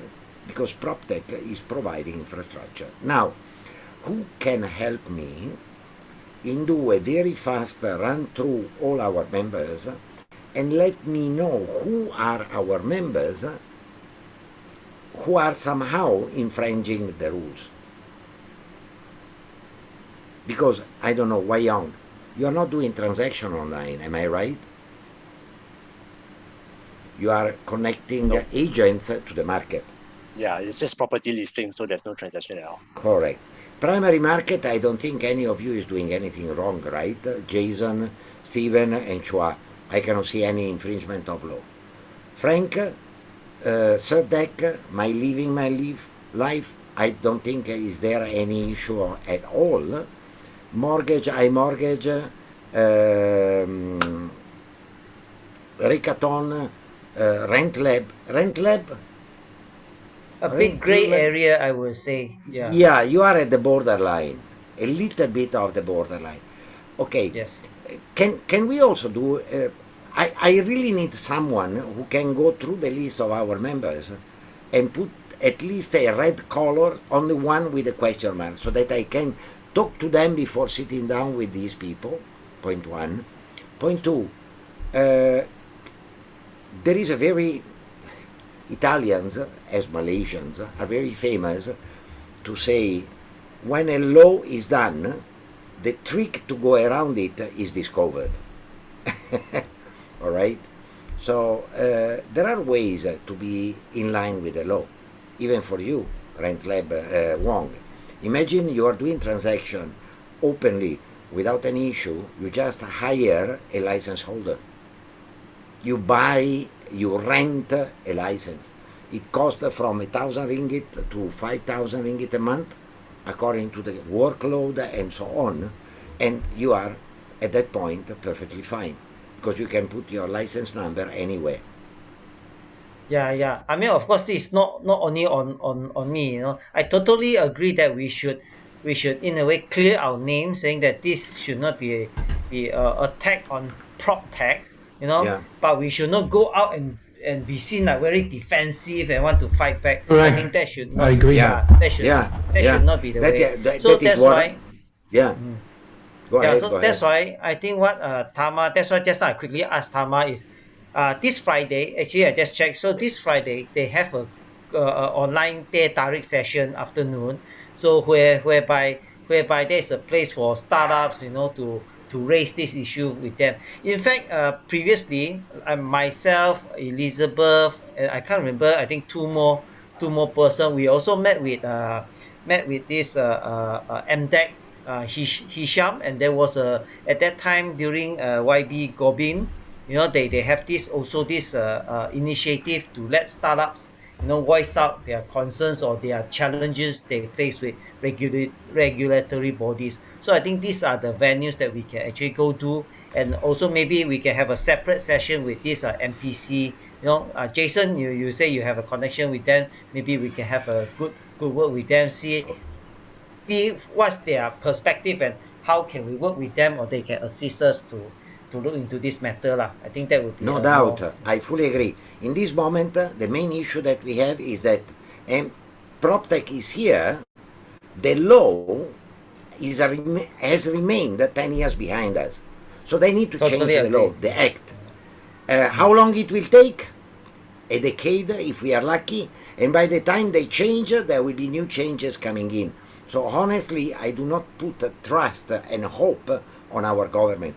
I prefer to have a very peaceful and very open discussion with MIA, PEPS, RISM, those people that are pointing continuously to us in a very annoying way, saying, guys, at the end of the day, we are doing very transparent business and we are providing infrastructure. Do you find someone that is doing wrong? If he's our member, please talk to us. We will talk to him. Let them do the research work. And at the same time, let's work hand in hand to bring up this point to the policymakers so that at the end they will think about changing something. But definitely, I'm not going to sit down to make the war.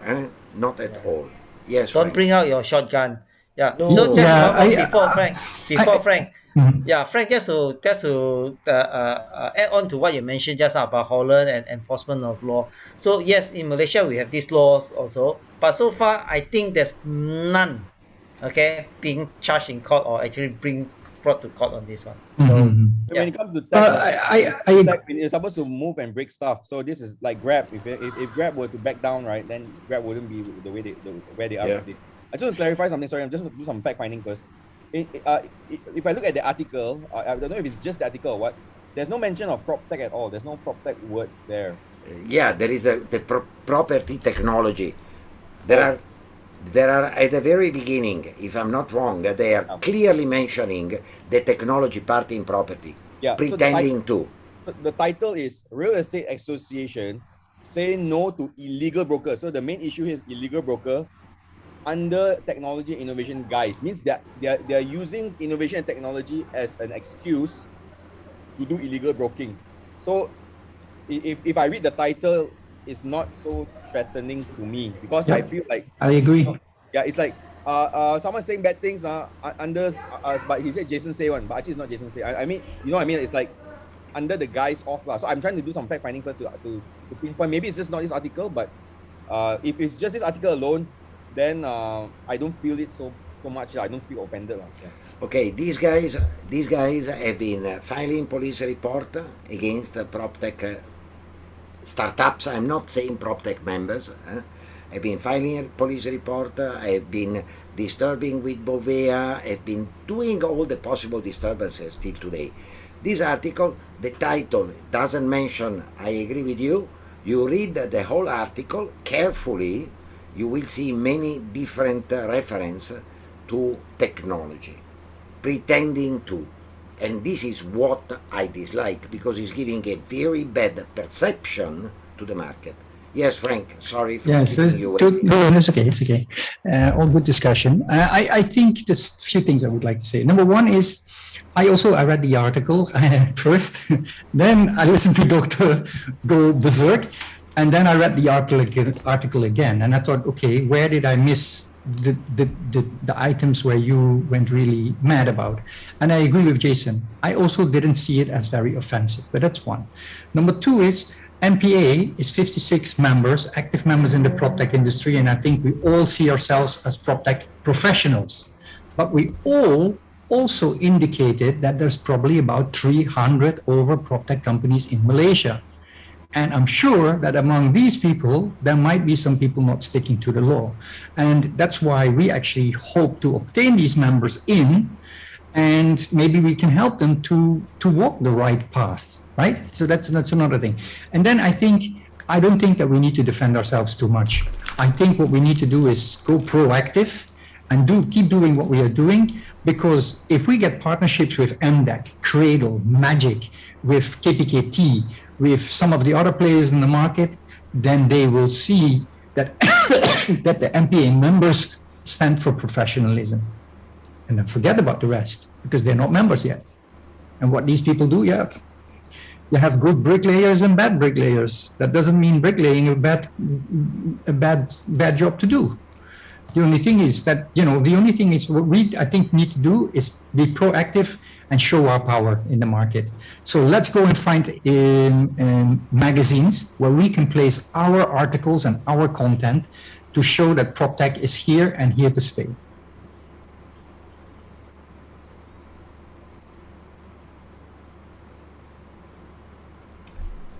Yes, I totally agree with that, Frank. Yeah.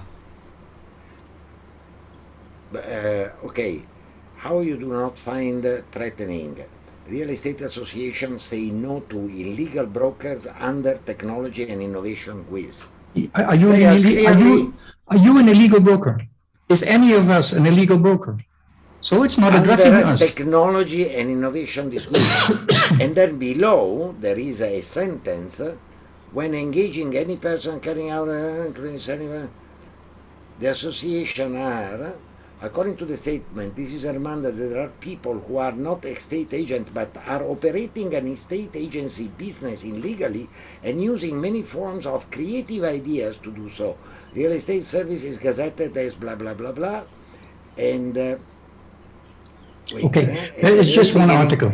Okay, can I make one suggestion? If you want to go and meet them, if you want to go and meet them, bring maybe an organization like Magic or somebody, bring them with us, because it's in their interest as well, right? I mean, if we have forces working against us and we can have some forces working the other way, that would be good for us. But if we are, as MPA, are going in alone, and at the moment, if I see your temper, it's not going to be a good meeting. To be honest, I'm already saying very clearly, I'm not going to bring along my temper.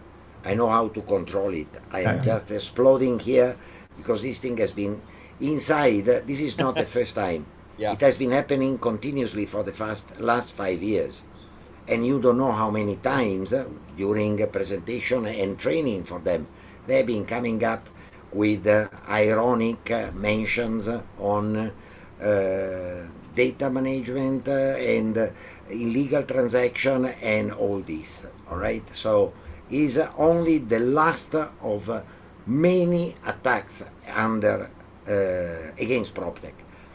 I am not going in saying, oh, PropTech is all fine. Say no. I'm coming in as a Malaysian PropTech Association president, and I'm here to offer an olive branch because I would like to work together with you. I am actually saying, if in the list of our members we can say that we are clean about it, then why we don't work together? We add our voice as MPA against illegal brokers. But let's make a very clear boundary on the technology used in property, please, because the perception in the market is really, really bad. I don't know you personally. I have been receiving more than 15 messages from medium, high, and low ranking people in different type of businesses saying, hey, this is looking like, it's not my imagination, all right? It's not me reading and saying, no, people have been forwarding the link and say, hey, these people are really angry with your association. I don't think, if I read that specific article, it's not against our organization. It's against illegal brokers. Illegal brokers covering their illegality with technology. And automatically, why they are thinking about PropTech. Okay, guys. Frank, I think it's the market. It's not me. Yeah, Frank. Just to help you with it, I just share a link. I think doctor's frustration came out not just on this article, on a few, which one of these. Yes. Yeah. So, but yeah, of course we like what Frank says is correct. We have to voice out and make clear that we as the PropTech, this is what we are doing, and we will be abide to the law. In what we do. But not to be defensive, lah. We just make a stand. Things like that. I just want to say just one thing real quick. I think as the president, as the association, we should look out for PropTech, lah. Okay, we should look out for members. So the fact that Dr. Daniel is passionate about it shows that he's the right man for the job. So it's a passion to take care of your association, your industry. Just objectively, I would say that I think any technology, if you're not disrupting and if you're not breaking stuff and you're not making things better and people feel affected by it, means also you're not doing your job. You're not disrupting. You're not breaking stuff, so it's part of breaking stuff. But okay, just some context is actually, if you're talking about Speed Brick, so what they're doing is they are undercutting the agents. So as an association, they are like Dr. Daniel, they are looking out for the rice bowl of the agents. And if they don't respond, means they're not doing their job also.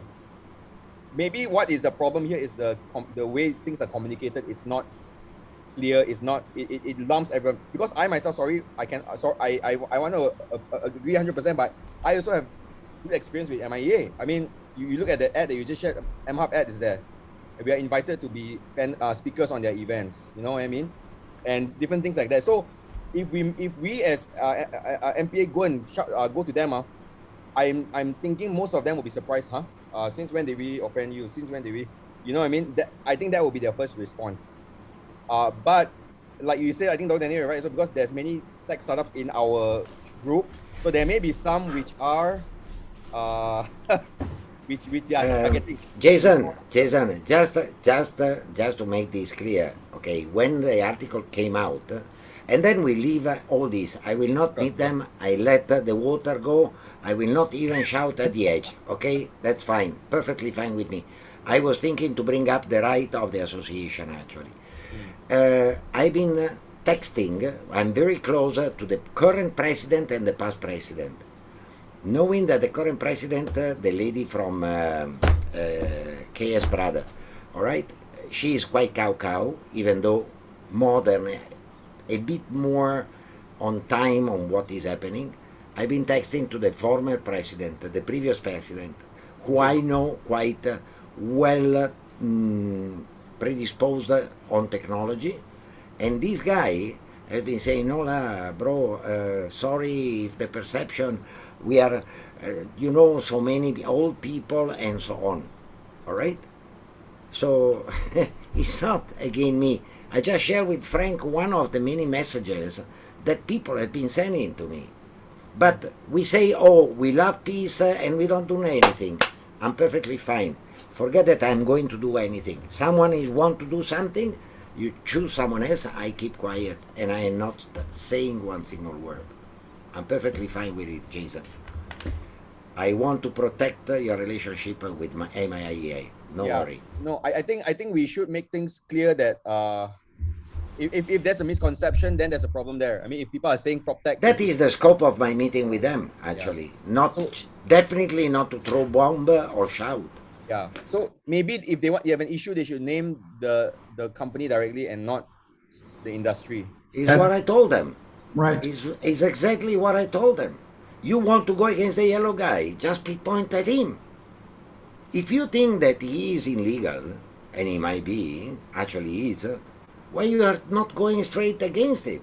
Why you are just remaining so vague in such a way that is damaging the association and damaging the PropTech ecosystem, not the association. Doctor, again, if there's 300 PropTech companies in Malaysia and we are only 60 members, that means we're only 20% of the whole ecosystem.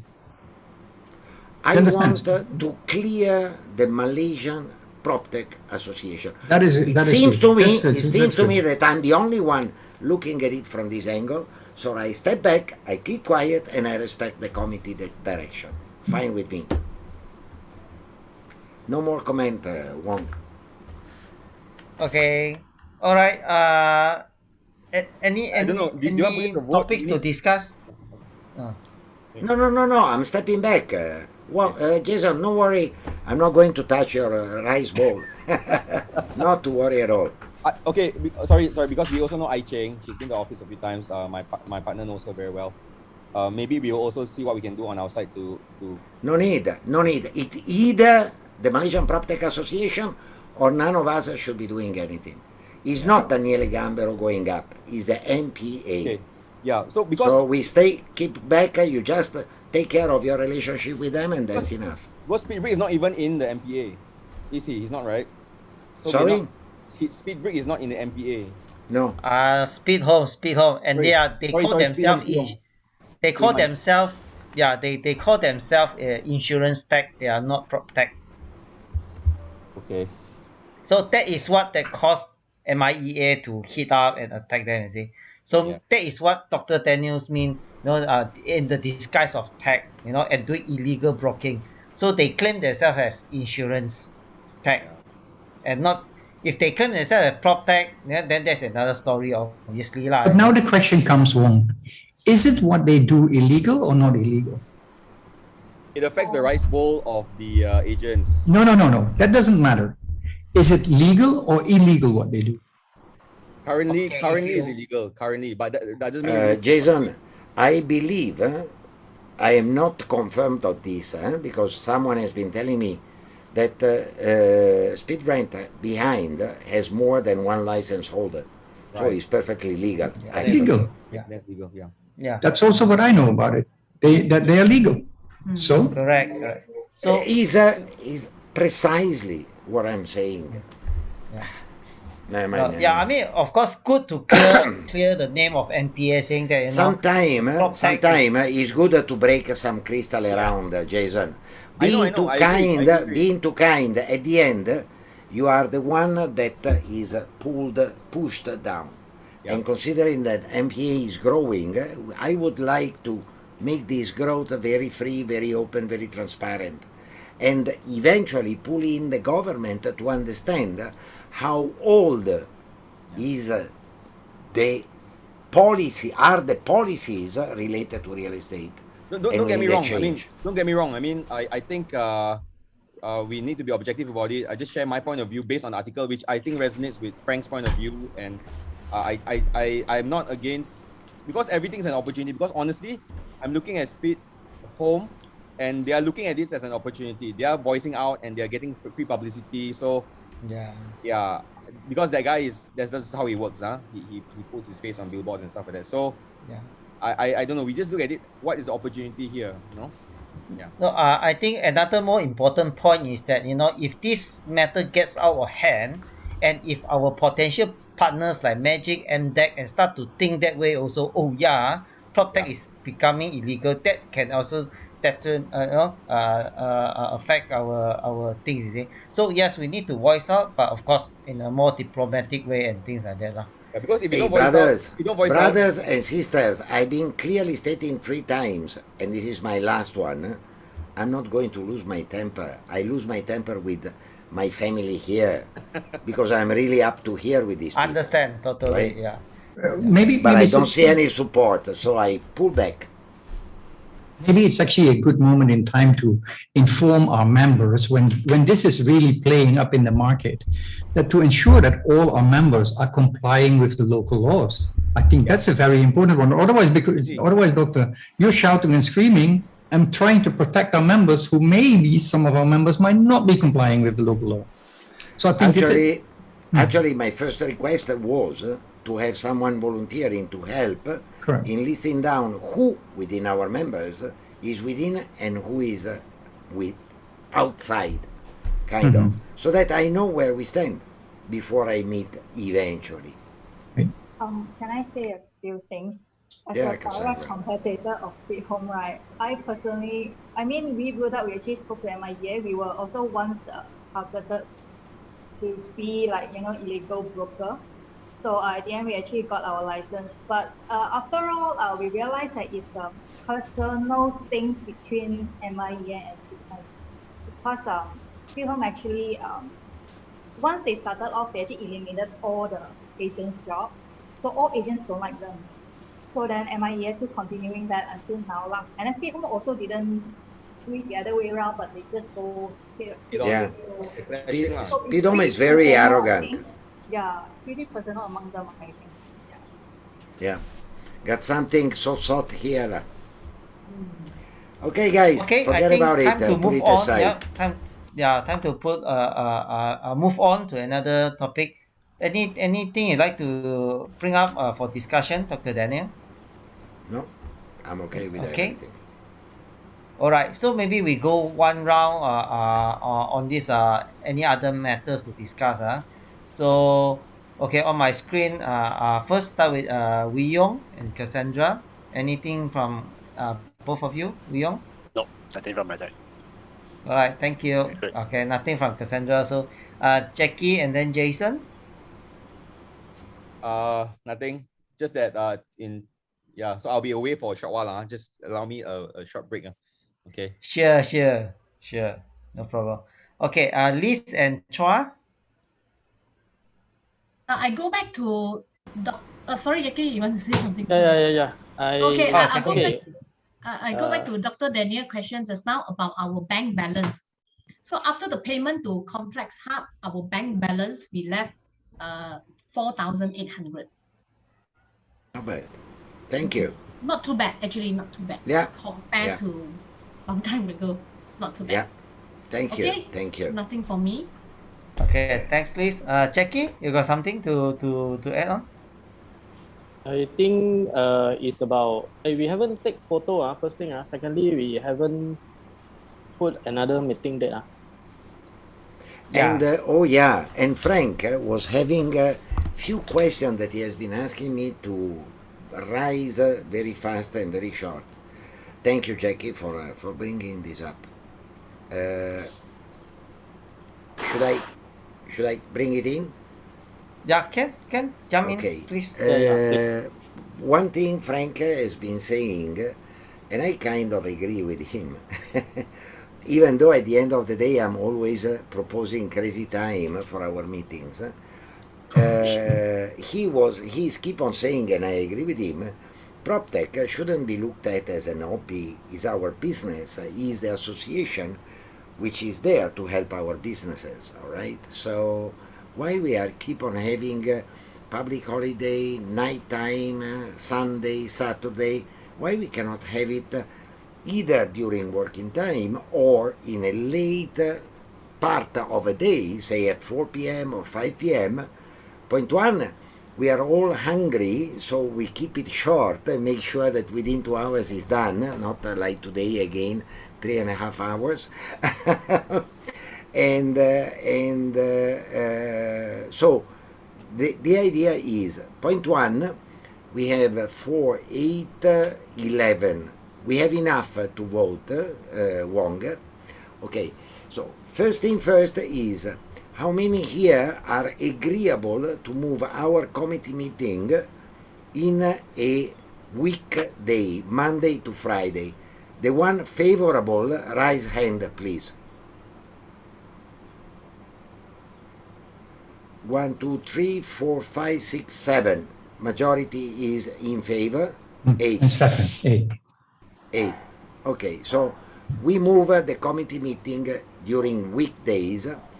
May I see, it would be good if William and Stephen can remain online with the face for a few minutes, please. Sorry, guys. Okay. How many here wants to have the meeting at 4 p.m.?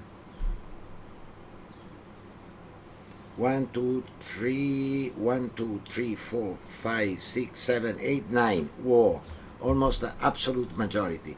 So weekdays at 4 p.m. Now we need to choose a day, which is not easy.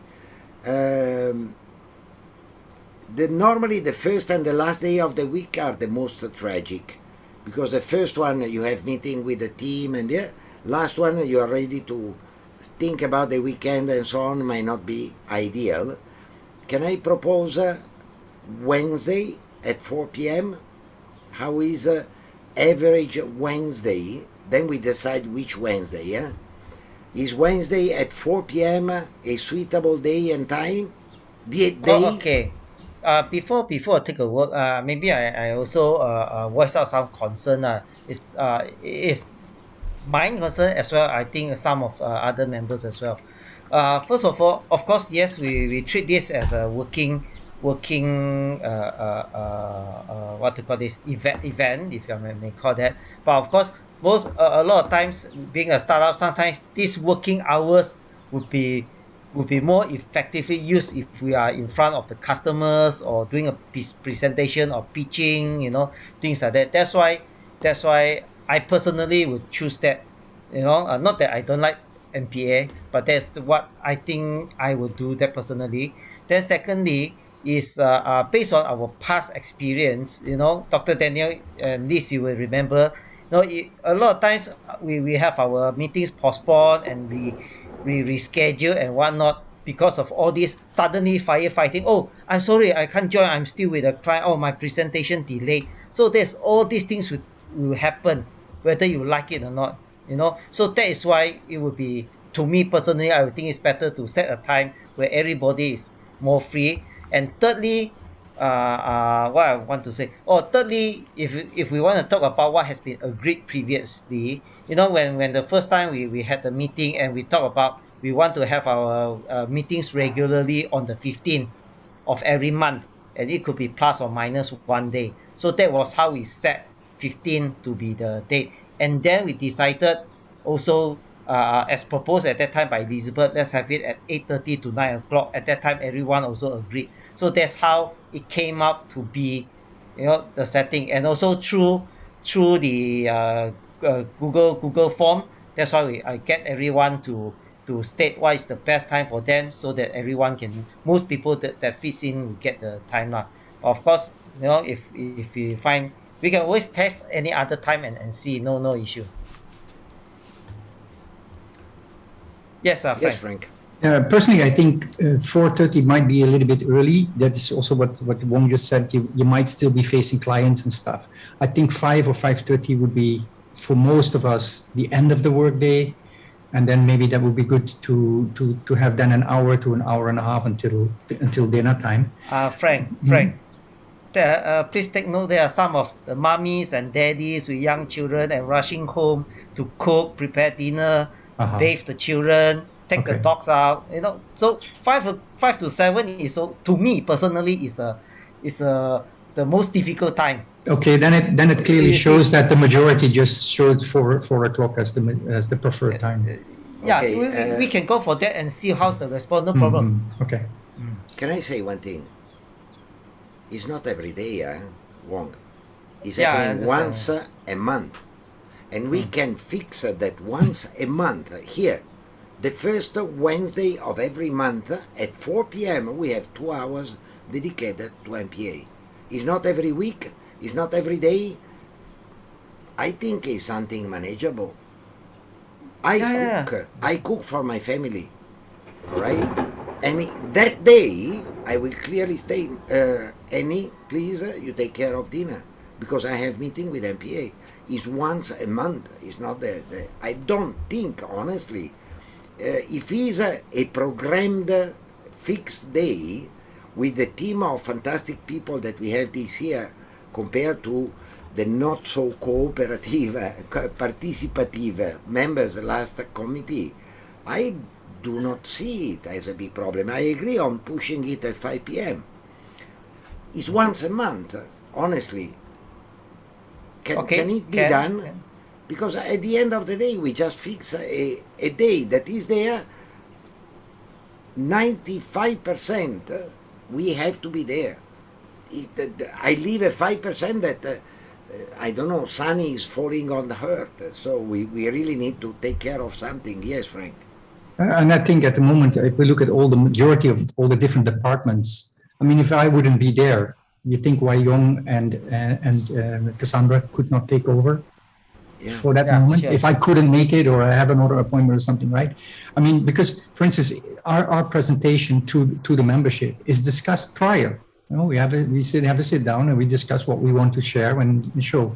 So, you know, I think that's where, and many departments have now 1 or 2 people. So, you know, if you really can't make it for whatever reason, then I fully agree that somebody else could stand in for you. Yeah. Yeah. Okay. No issues. Don't get me wrong. I mean, just based on past experience, there's so many times that we have try. To move. We try our best. Definitely. Yeah. Okay. We do our best. If try, sometimes cannot get it. If do, for sure we will be there. Okay. Can we set at this point? Wednesday, I was trying to understand, and Wong was saying something. Is Wednesday okay? Can I see a raise of hand? Wednesday at 5 p.m. is not okay. Sorry, Wednesday. Wednesday 4 or 5 p.m. 4 or 5? 4, right? I don't know, Wong. Anything you want to say? I said at 5 p.m. because apparently Frank and Wong have been raising the point that 4 it might be a bit too early, so we make it. For me, I'm okay with any time during the day. That's it. Me too. Me too, honestly. Yeah. No, Dr. Denny, once a month. You want to set Wednesday, like the first Wednesday, second Wednesday, third Wednesday immediately, so that we lock that in, or that is my intention. I was actually coming to that, saying, first of all, is 5 p.m. okay? Because I didn't see enough hands up. Sorry if I'm asking. Jason, is 5 p.m. okay with you? Okay. Wai Yong, are you okay with it? So you're talking about 5 to 6. Okay. 5 to 6, 7. Maximum 5 to 7. Once a month.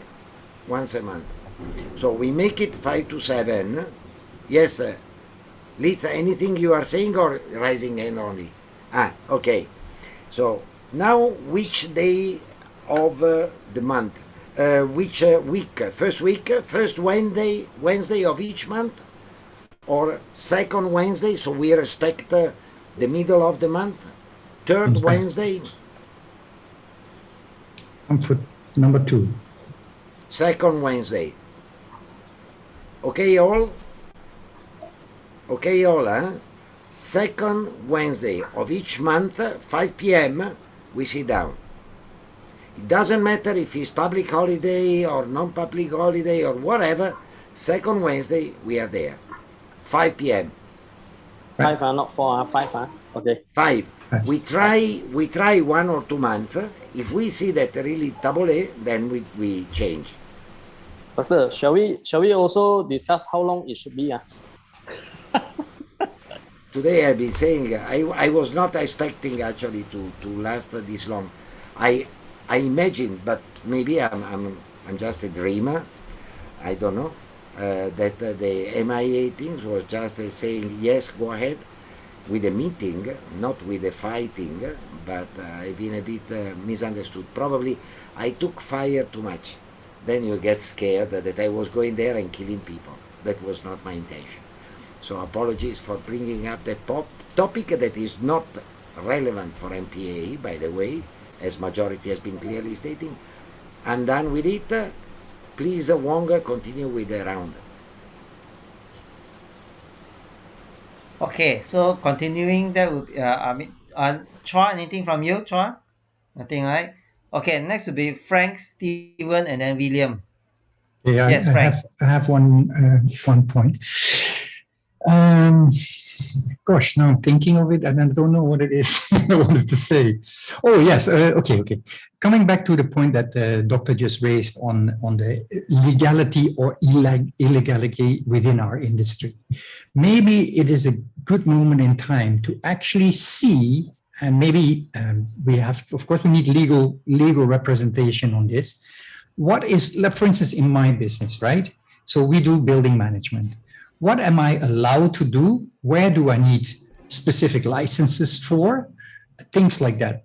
And would it be good to actually, as MPA, to actually research that so that also when we are voting new members in to come in, to say, are they legal? Are they illegal? Do they have the right paperwork in place? So that at least we are protecting and promoting people that we can say are doing the legal business. If at this moment the market perception is that it's so illegal. Sorry, doctor, did you get everything what I said? Or you had speakers or not? No, okay. Okay. No, so what I just tried to say is that maybe as MPA, we should actually look into what is legal and what is illegal for specific parts of PropTech. And I'm sure that if you're in contact or you're in building management, there's total different legal issues, maybe certain organizations you have to be member of or not have to be member of, so that we as MPA actually can see when a new member comes in, that we can actually see, are they legal? Are they not legal? Are they complying with the local law? Because at this moment, do we exactly know do all our members know exactly what the local law is on what they are providing as a solution in the market? Well, go ahead.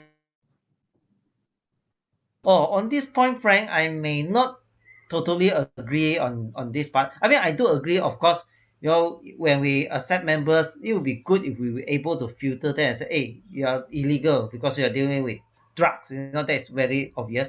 But when it comes to legal and illegal, this part, there's a lot of things that may be gray area and only that business would know. And it would be the responsibility for that startup or that business to get proper legal advice on how they manage or how they do their things. I do agree on that, but aren't we as a PropTech association where we are protecting and promoting our memberships, right? Aren't we supposed to know what should be the law? And that could be even our members informing the association on what is legal and not legal. But I'll give you an example, for instance, right? Hold on, doctor, just one. Let's say we get a platform in that is doing listings, okay? And one of the questions we could ask them is, what's your agency number? And if they don't have, then they shouldn't be doing what they're doing. And they might not be able to become a member of MPA. Yes, they're providing PropTech. Yes, they're providing a solution, but obviously not within the local law. So I think as MPA, we need to see if there might be some standard. I'm just doing a suggestion, yeah? See if there's any standards that we have to comply to. Doctor. Okay, the law that supposedly we might be breaking, one is the Valuers, Appraiser, Real Estate and Building Manager Act, where in the moment in which there is a transaction in money related to a property, which can be sales and purchase or rental or lease, this transaction cannot be handled by people without a license behind them, which means either a license holder of valuer, appraisal, or real estate agent, or a real estate negotiator parked under one of these licenses. This is the first thing. Second thing that has been entering into the market last year in January is building management. We cannot manage a building or a community if we do not have a specific license or one of the director of the company is a valuer. Those are the two main issues which are firing up so much MIA. Very simple, very straightforward. I'm not entering in property development because none of us is doing a property development. Construction industry also, we are totally out of it. So in terms of legalities, legalities are more related to papers and other things like those, not to other to activities related to PropTech companies. Yeah, if I may add that also, I mean, to go into details, right, Frank? You know, like Act 242, which is the Bovia Act, right? It says that anything if you are listing or displaying or properties for rental or for sale, in that even just to list and advertise is already illegal if you do not have a real estate license. Wait, but if the listing is done by an agent, then you are okay. Exactly. So that's why I say said I'm gray area. Property Guru, Property Hunter, and all the others are perfectly fine. Correct. Yeah. So that's why each individual business, based on their business model and everything, it could make a huge difference in that. Look, past president of MIA is a very good and close friend. He is organizing a meeting. I'm just going in as a listener, understanding what is pissing them off so much to do such a big hoo-ha with 5 of them all together, and trying to understand, because I would like to have MPA and MIA, which is the biggest out of the 5, being friend, hand in hand. We have solutions, infrastructure, tools that your agents can use. Why you are so much closed against this technology side of the property business? Yeah, and also from another perspective that Frank brought up, that's what I was also thinking. Then how about those short stay association, Airbnb association, e-hailing association, where e-hailing or blockchain association, where all these are still under gray area in the law, which has not actually legalized in full, then all these associations should not appear also. You see, so that's the main freaking issue here is, unfortunately, and Malaysia is not the only country in the world, all around the world, the legal body is decades behind the actual status of technology. That is true. That is, unfortunately, why there has not been legal action.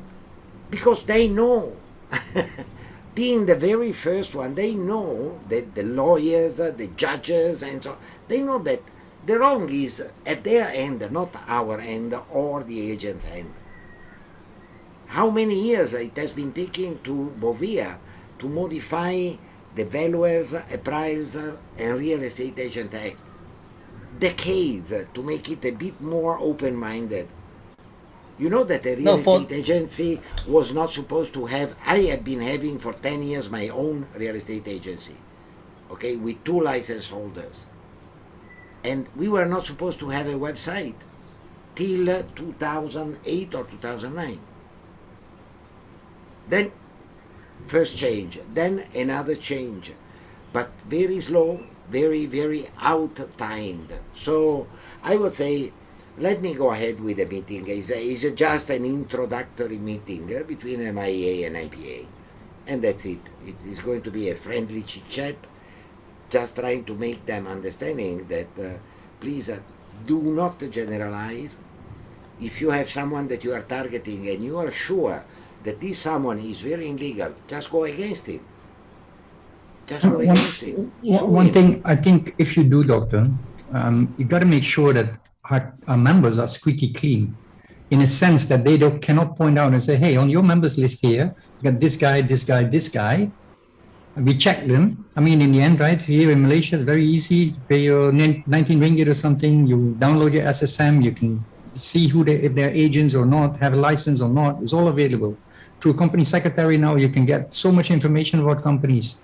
So if they do their due diligence on us and you are there, sit and protect, you know.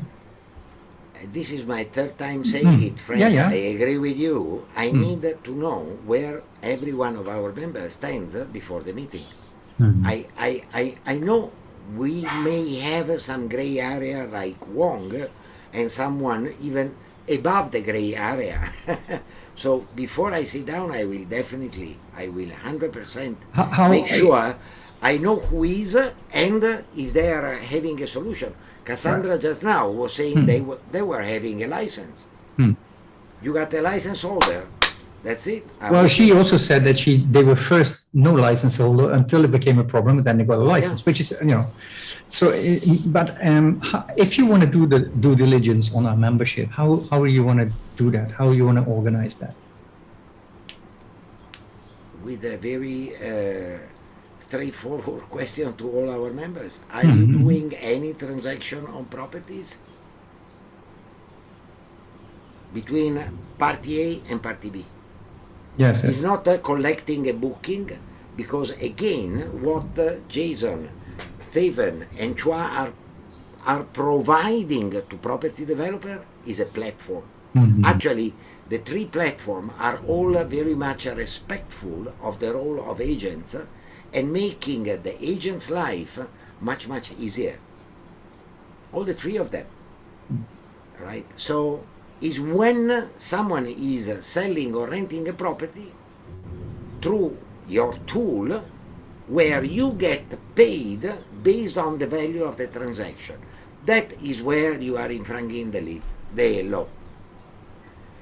I can be 100% sure? No. So the one that will be, I'm pretty sure is less than 5 to 10% of our members being a bit in a gray area. That means 6 to 10. I don't mind to get a call with the 6 or 10 of them to understand one moment before I sit down with these people. And maybe even help them towards compliance. Yeah. Right? I mean, that could be the next step. If they are not complying, what do they fully understand what is required to comply? And I think that would make sense for MPA to have that information, that if we have members that come in, new members that come in, you can say, hey, you know, we have members that are in your field, in your vertical. Are you complying with ABC? Oh no, we just got started. We didn't know that, right? I mean, so we're actually helping the industry. Yeah, I can ask Angela actually to do an analysis of new member based also on this. Absolutely. Yeah, and also just by renting a rent tag or a REA license, would that make our company become legalized? That's another question for another day. Okay. And so any other questions from you, Frank? Anything that you'd like to bring up for discussion? No. Okay, good. Thank you. Steven and William, anything from you guys? Nothing for me, thank you. Okay, thank you, William. Thank you, Steven. Okay, so two things I like to bring up. Number one is the newsletter. We talk about this, whether we want to continue with that or not, you know, or we can leave this for another meeting to work out something else lah.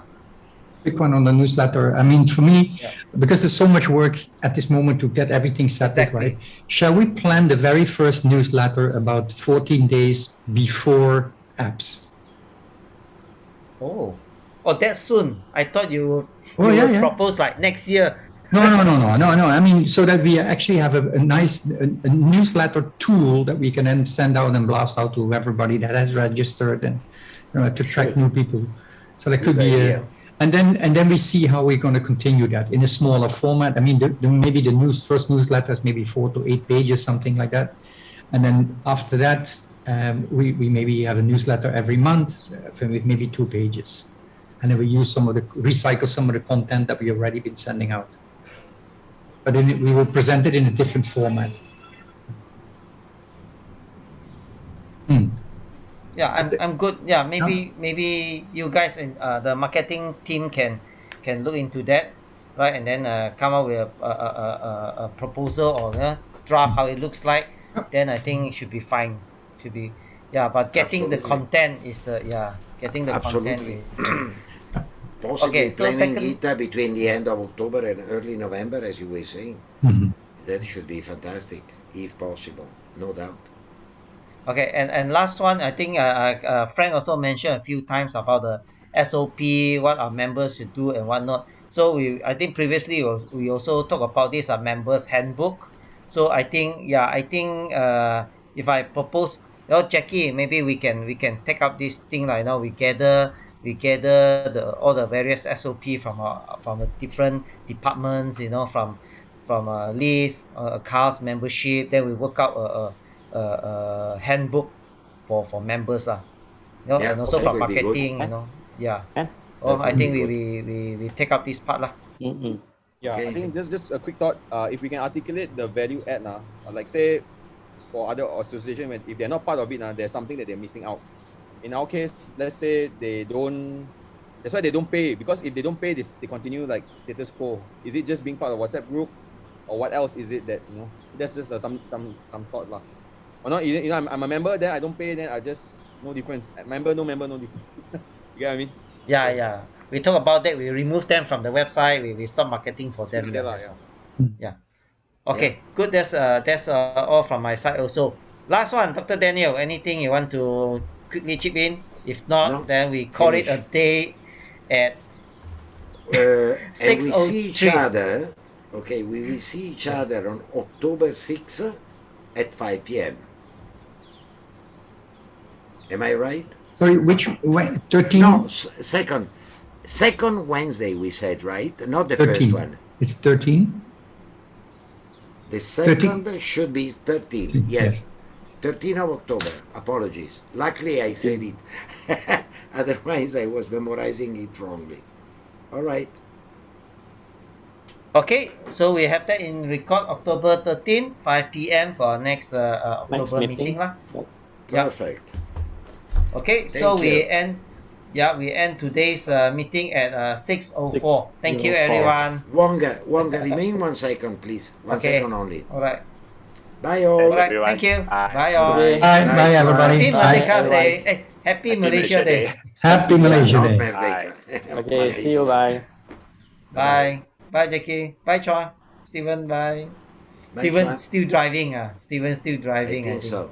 Just very fast one, Wong. Password and credential remain the same. So you can enter and download. Oh, okay. The recording. Sure, I stop recording now. Yeah. Wait, stop recording.